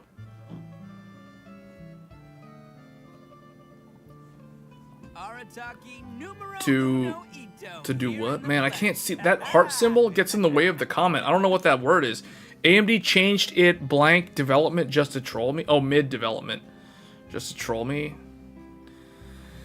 Yeah, because they're going to make me look bad. If I was a much larger channel, I would look really dumb if they launch a 60 compute unit die, and I've been telling people all year that the XT is a 70 compute unit die.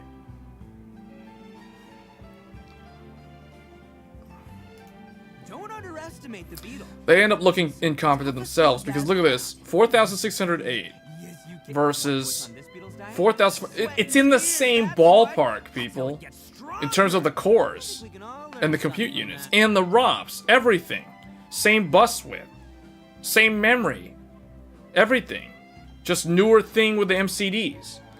So that's dumb. If they don't do that, then I don't know what to say anymore.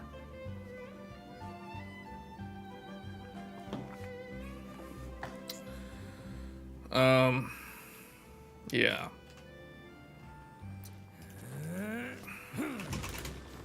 Ada, oh wait, RTX 6000 Ada. I want this in the consumer market. As much as I want that 70 compute unit RDNA 3 chip, I also want this thing in the consumer market. Now, I know it's not going to happen this year because of what we talked about at the very beginning of the stream, where Nvidia is basically making 1000% profit on H100, and it's over allocated and like sold all the way in. It's booked all the way into next year to fulfill their orders for the professional market. So obviously, what that means is this is not coming to the consumer desktop anytime soon. Probably March of next year, there'll be a 4090 Ti. Because this is the 4090 Ti. See, so I can say with confidence that this is the 4090 Ti. Yeah, you're literally looking at the physical thing. Like, the die is the 4090 Ti. Same exact thing.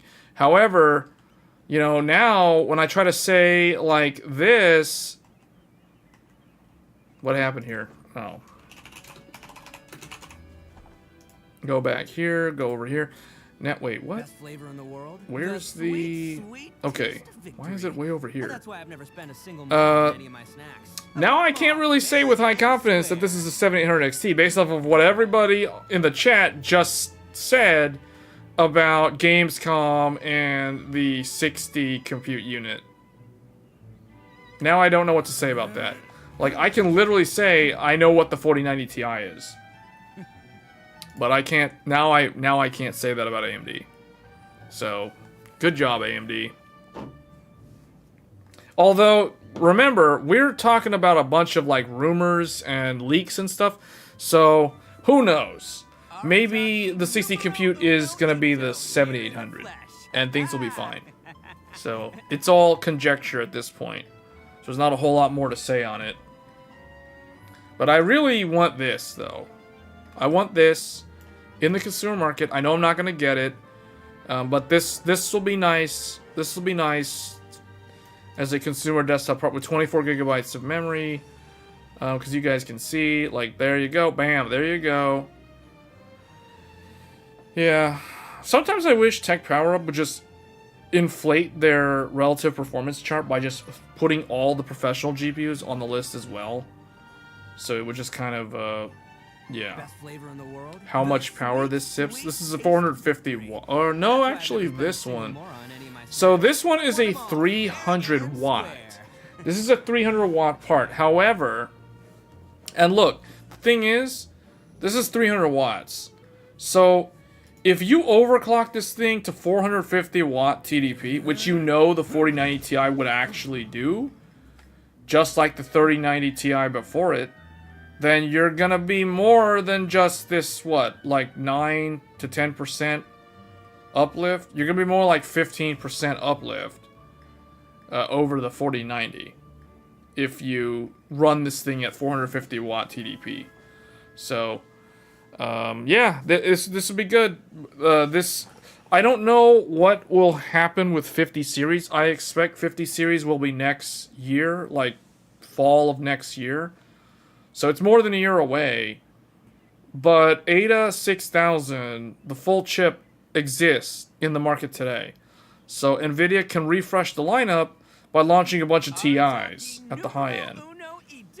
And they can either drop prices or keep them where they are and just slot these things in above the where things are. So like, for example, if they want to launch 4090 Ti, they can do $2,000 for 4090 Ti, and if they do 4080 Ti, then they would do $1,400 4080 Ti.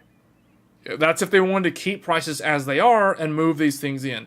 Otherwise, they could drop the price on 4090 to $1,400, make the 4090 Ti $1,600, drop the price of the 4080 down to $1,000, make the 4080 Ti $1,200. That would be the benevolent, you know, the path of light for Nvidia, the benevolent way.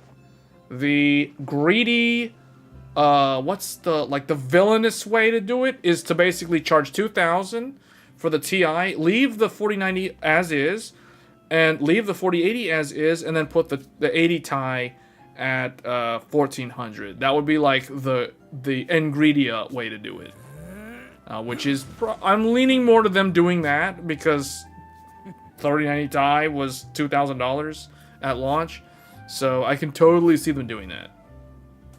And it will use 450 watts because the 4090 has a TDP of 450 watts. On average, it pulls anywhere from like 370 to 410. It kind of depends on the game, but it's usually in that range. So the 4090 Ti will definitely be more like 450 to 500 in terms of its power consumption, just like the 3090 Ti. If RDNA 4 really skips the high-end cards, are you still going to upgrade? If they skip, then why would I upgrade? I mean, there would be no reason for me to upgrade, right? No, it would be a skip for me. If they skip it, then I skip it. If they skip the high-end, I skip the high-end, right? Or I'm just going to get a 4090 Ti or something like that.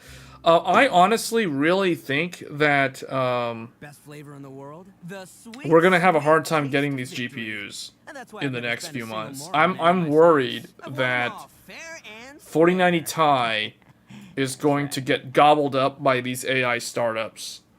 I'm concerned about that. And I think, well, this will go much faster. It'll be absorbed by the AI crazies much faster than the AMD 24 gig 7900. Well, we don't need this guy anymore. Well, we don't need this guy anymore. So let's go down to this guy. So what's cool about these cards is they both offer, the 4090 and the XTX, they both offer 24 gigs. The magical, mystical 24 gig card. And I think a lot of AI workloads can benefit from 24 gigabytes. You don't need to run a full-on chat GPT on a 24 gig GPU. You can run a condensed version of that or a specifically designed chat GPT that only does, you know, like front desk tech support or customer service stuff as a chat bot. You can do that on like a 24 gigabyte card. You can train that LLM. I think you can train that. If you're going to condense it down where it's only going to be within scope of a customer support representative, you don't need the full chat GPT that knows all these facts about history and how to write code and all this stuff. You don't need any of that. So because of that, you can get away with running a ChatGPT variant on a 24 gigabyte graphics card. So if a startup company wanted to make a tech support or help desk chatbot, AI-based, LLM-trained, etc., they could buy an AMD card, run it in Linux with ROCm, and train the LLM, and it'll work. Now, likewise, they can do it with the Nvidia card. Now, the difference is the Nvidia card costs more money, $600 more, or more if you're buying an AIB. So, that's why I think this guy's going to be gone like that, and then this, not this, well, I mean, this is going to be gone too, because this has 32 gigs. So, you know, this thing's gone too, but this thing's expensive. So, like, how much is this actually? I don't even know what much this thing costs. This is $2,500. So, yeah, this thing will stick around, but it's a good card. But this thing, at a $1,000, do you see now why the consumer GPU market is at risk of having AI startups come in and, like, gobble up all their 24 gig cards? I think even the 4090 will be bought up as well. Yeah, no, yeah. I agree. Yeah, but apparently they are still going to do... Okay. Yeah. I don't know how... See, here's the thing about those rumors. What they don't tell you in those rumors is... It could be one of those things where AMD, like RDNA 4... could be a stepping stone where they launch it and then they launch RDNA 5 shortly after. You see what I'm saying? So they could do like a 8 to 18 month or maybe 8 to 12 month launch window between the two of them. Because if you guys remember the... Do I have it open? Okay. Let's look at the 6800 XT, because that was the first one, and then we're going to look at the 5700 XT. So, the launch of the 5700 XT was July 7th, 2019. The same exact day that the X570 motherboards alongside the Zen 2 Ryzen 3000 CPUs launched. All that stuff launched on July 7th, 2019. So, that was when this launched. So, keep in mind that date. The middle of 2019. Now, if we look at... Where is it? This thing. The 6800 XT, RDNA 2. So, RDNA 1 launched in the middle of 2019. RDNA 2 launched in October of 2020. So, that's like a year... Almost a year and a half. Not quite a year and a half, but almost a year and a half. So almost 18 months. It was like 16, 17 months between RDNA 1 and RDNA 2. So what I'm saying is, rather than having to wait a full 2 years for a full product refresh, I could see them doing something like launch RDNA 4 in the summer of next year. So basically a year from now, they launch, or a little bit less than a year from now, they launch RDNA 4, and then 2025, like, they launch the RDNA 5. If they do it that way. I have no idea, but that's what they could do. They could do like a stepping stone generation, or they could just launch RDNA 5 as the flagship. Because you guys remember, Nvidia has done this before. When Nvidia launched Maxwell, they started with the 750 Ti.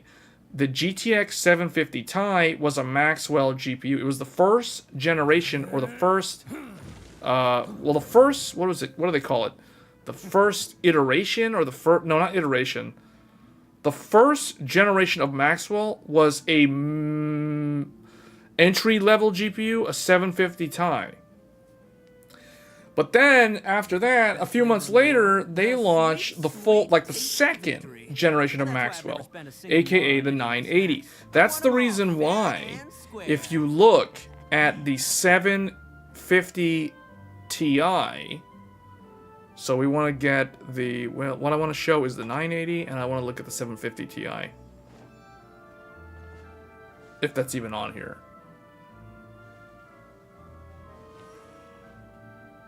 Okay, it's so... Okay, there it is. Okay, so look at what this is. Notice the name, GM107.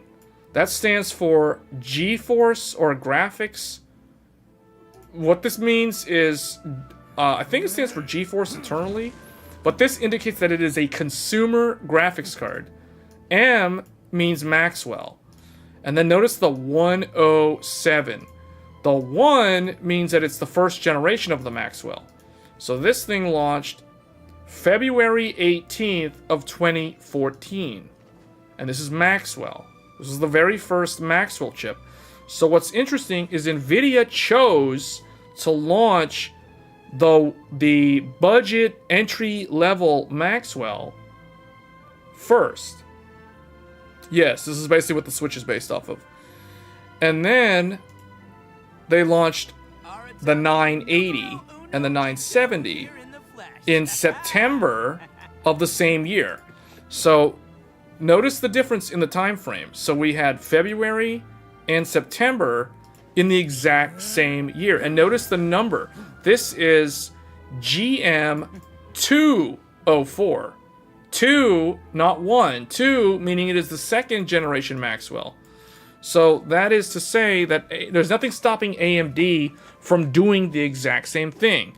So AMD can launch an RDNA 4, which could be like this, and then they can launch RDNA 5, which could be like this.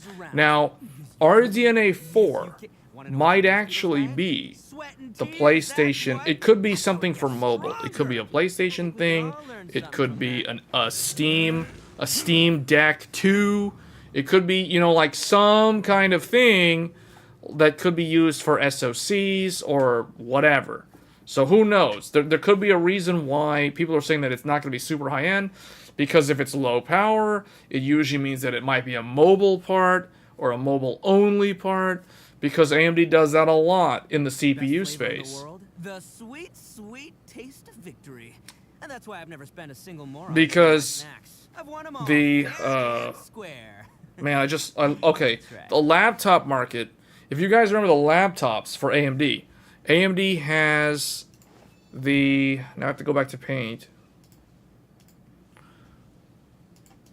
So if you guys think of the mobile, Ryzen 2000, mobile. Ryzen 3000, mobile. Ryzen 4000, mobile.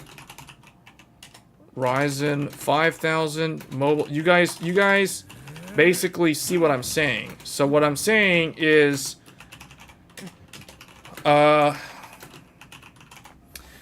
AMD does this for the mobile, but for the desktop, they only did 2, 3, 5, and 7.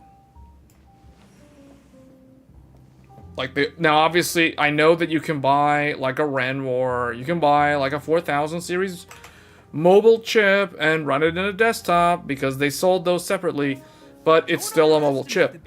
So, RDNA 4 could be a mobile part, is what I'm saying. Who knows? If that really... Okay. And AMD still has not released a high-end RDNA 3 laptop GPU yet. Yeah, they haven't. So, and who knows what they're going to do with that.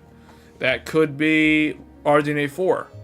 Who knows? What maybe they do even RDNA on mobile and odd on desktop.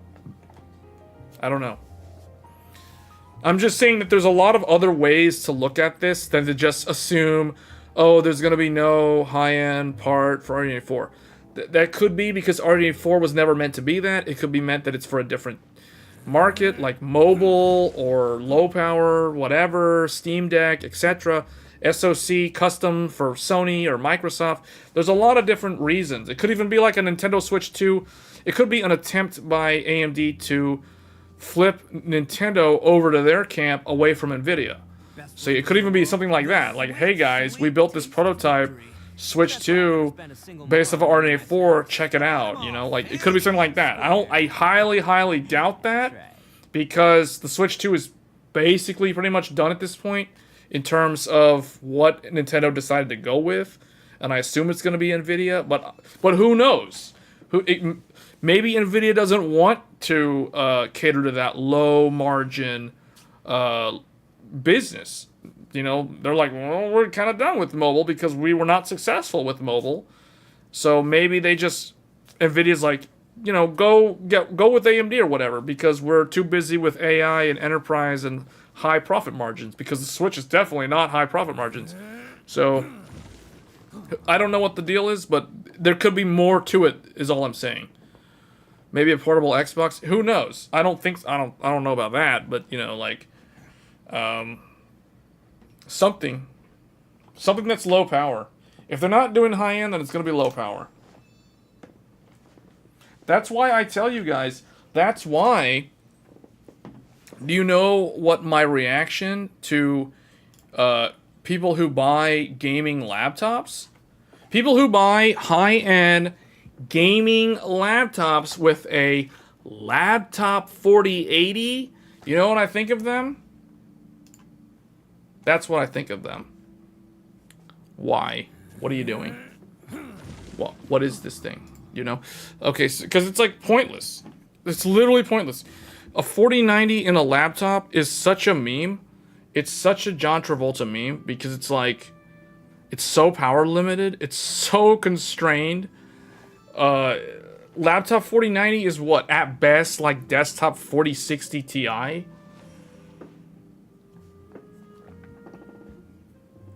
It's such a joke. That's why if someone's going to buy a gaming laptop, I always tell them you only need to buy a laptop that has a 60 class GPU. Like a 4060.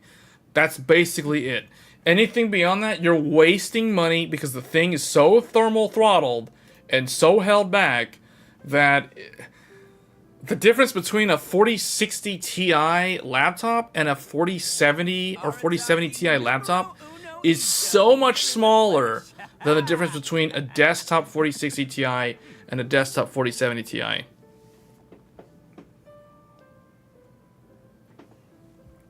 So that's why if AMD's trying to target some like magical comeback for mobile or something with RDNA 4, that would probably be the way to do it, because those super high-end gas guzzler GPUs in a laptop literally doesn't make any sense and is nothing more than a meme. So anyway, I think that's pretty much all I had for this stream. Like, we kind of talked a lot about stuff that was kind of interesting. We got to the root of the problem as to why Nvidia's Ada cards are perceived poorly, and the reason why everybody always just worships the 4090 is basically because it's, you know, it's a $100 upcharge versus the previous generation, so in that regard it's not that bad while performing really, really good compared to the previous generation. So you know, there's not a whole lot more to say about that, and that's the reason why all this other stuff in the middle just doesn't look good, and that's the reason why everybody's upset with Nvidia. So that's pretty much it for this stream. I think that's where I'm gonna probably end it. Once again, thank you all for tuning in, and I'll try to put out a video. I don't know, I may end up having to chop this up into clips. That section about Nvidia's pricing, I don't know. I think that would be it depends on who would listen to that. I think that could be a good video. Am I going to stream on Saturday? Maybe. We'll see. I don't know. It's either going to be Genshin Impact. I'm just going to try to play through the Genshin Impact story. Or maybe Baldur's Gate 3. But I'm leaning more toward Genshin Impact. I want to get the Genshin Impact stuff out of the way, so that there's literally nothing for me to do with that game, so I don't have to play it.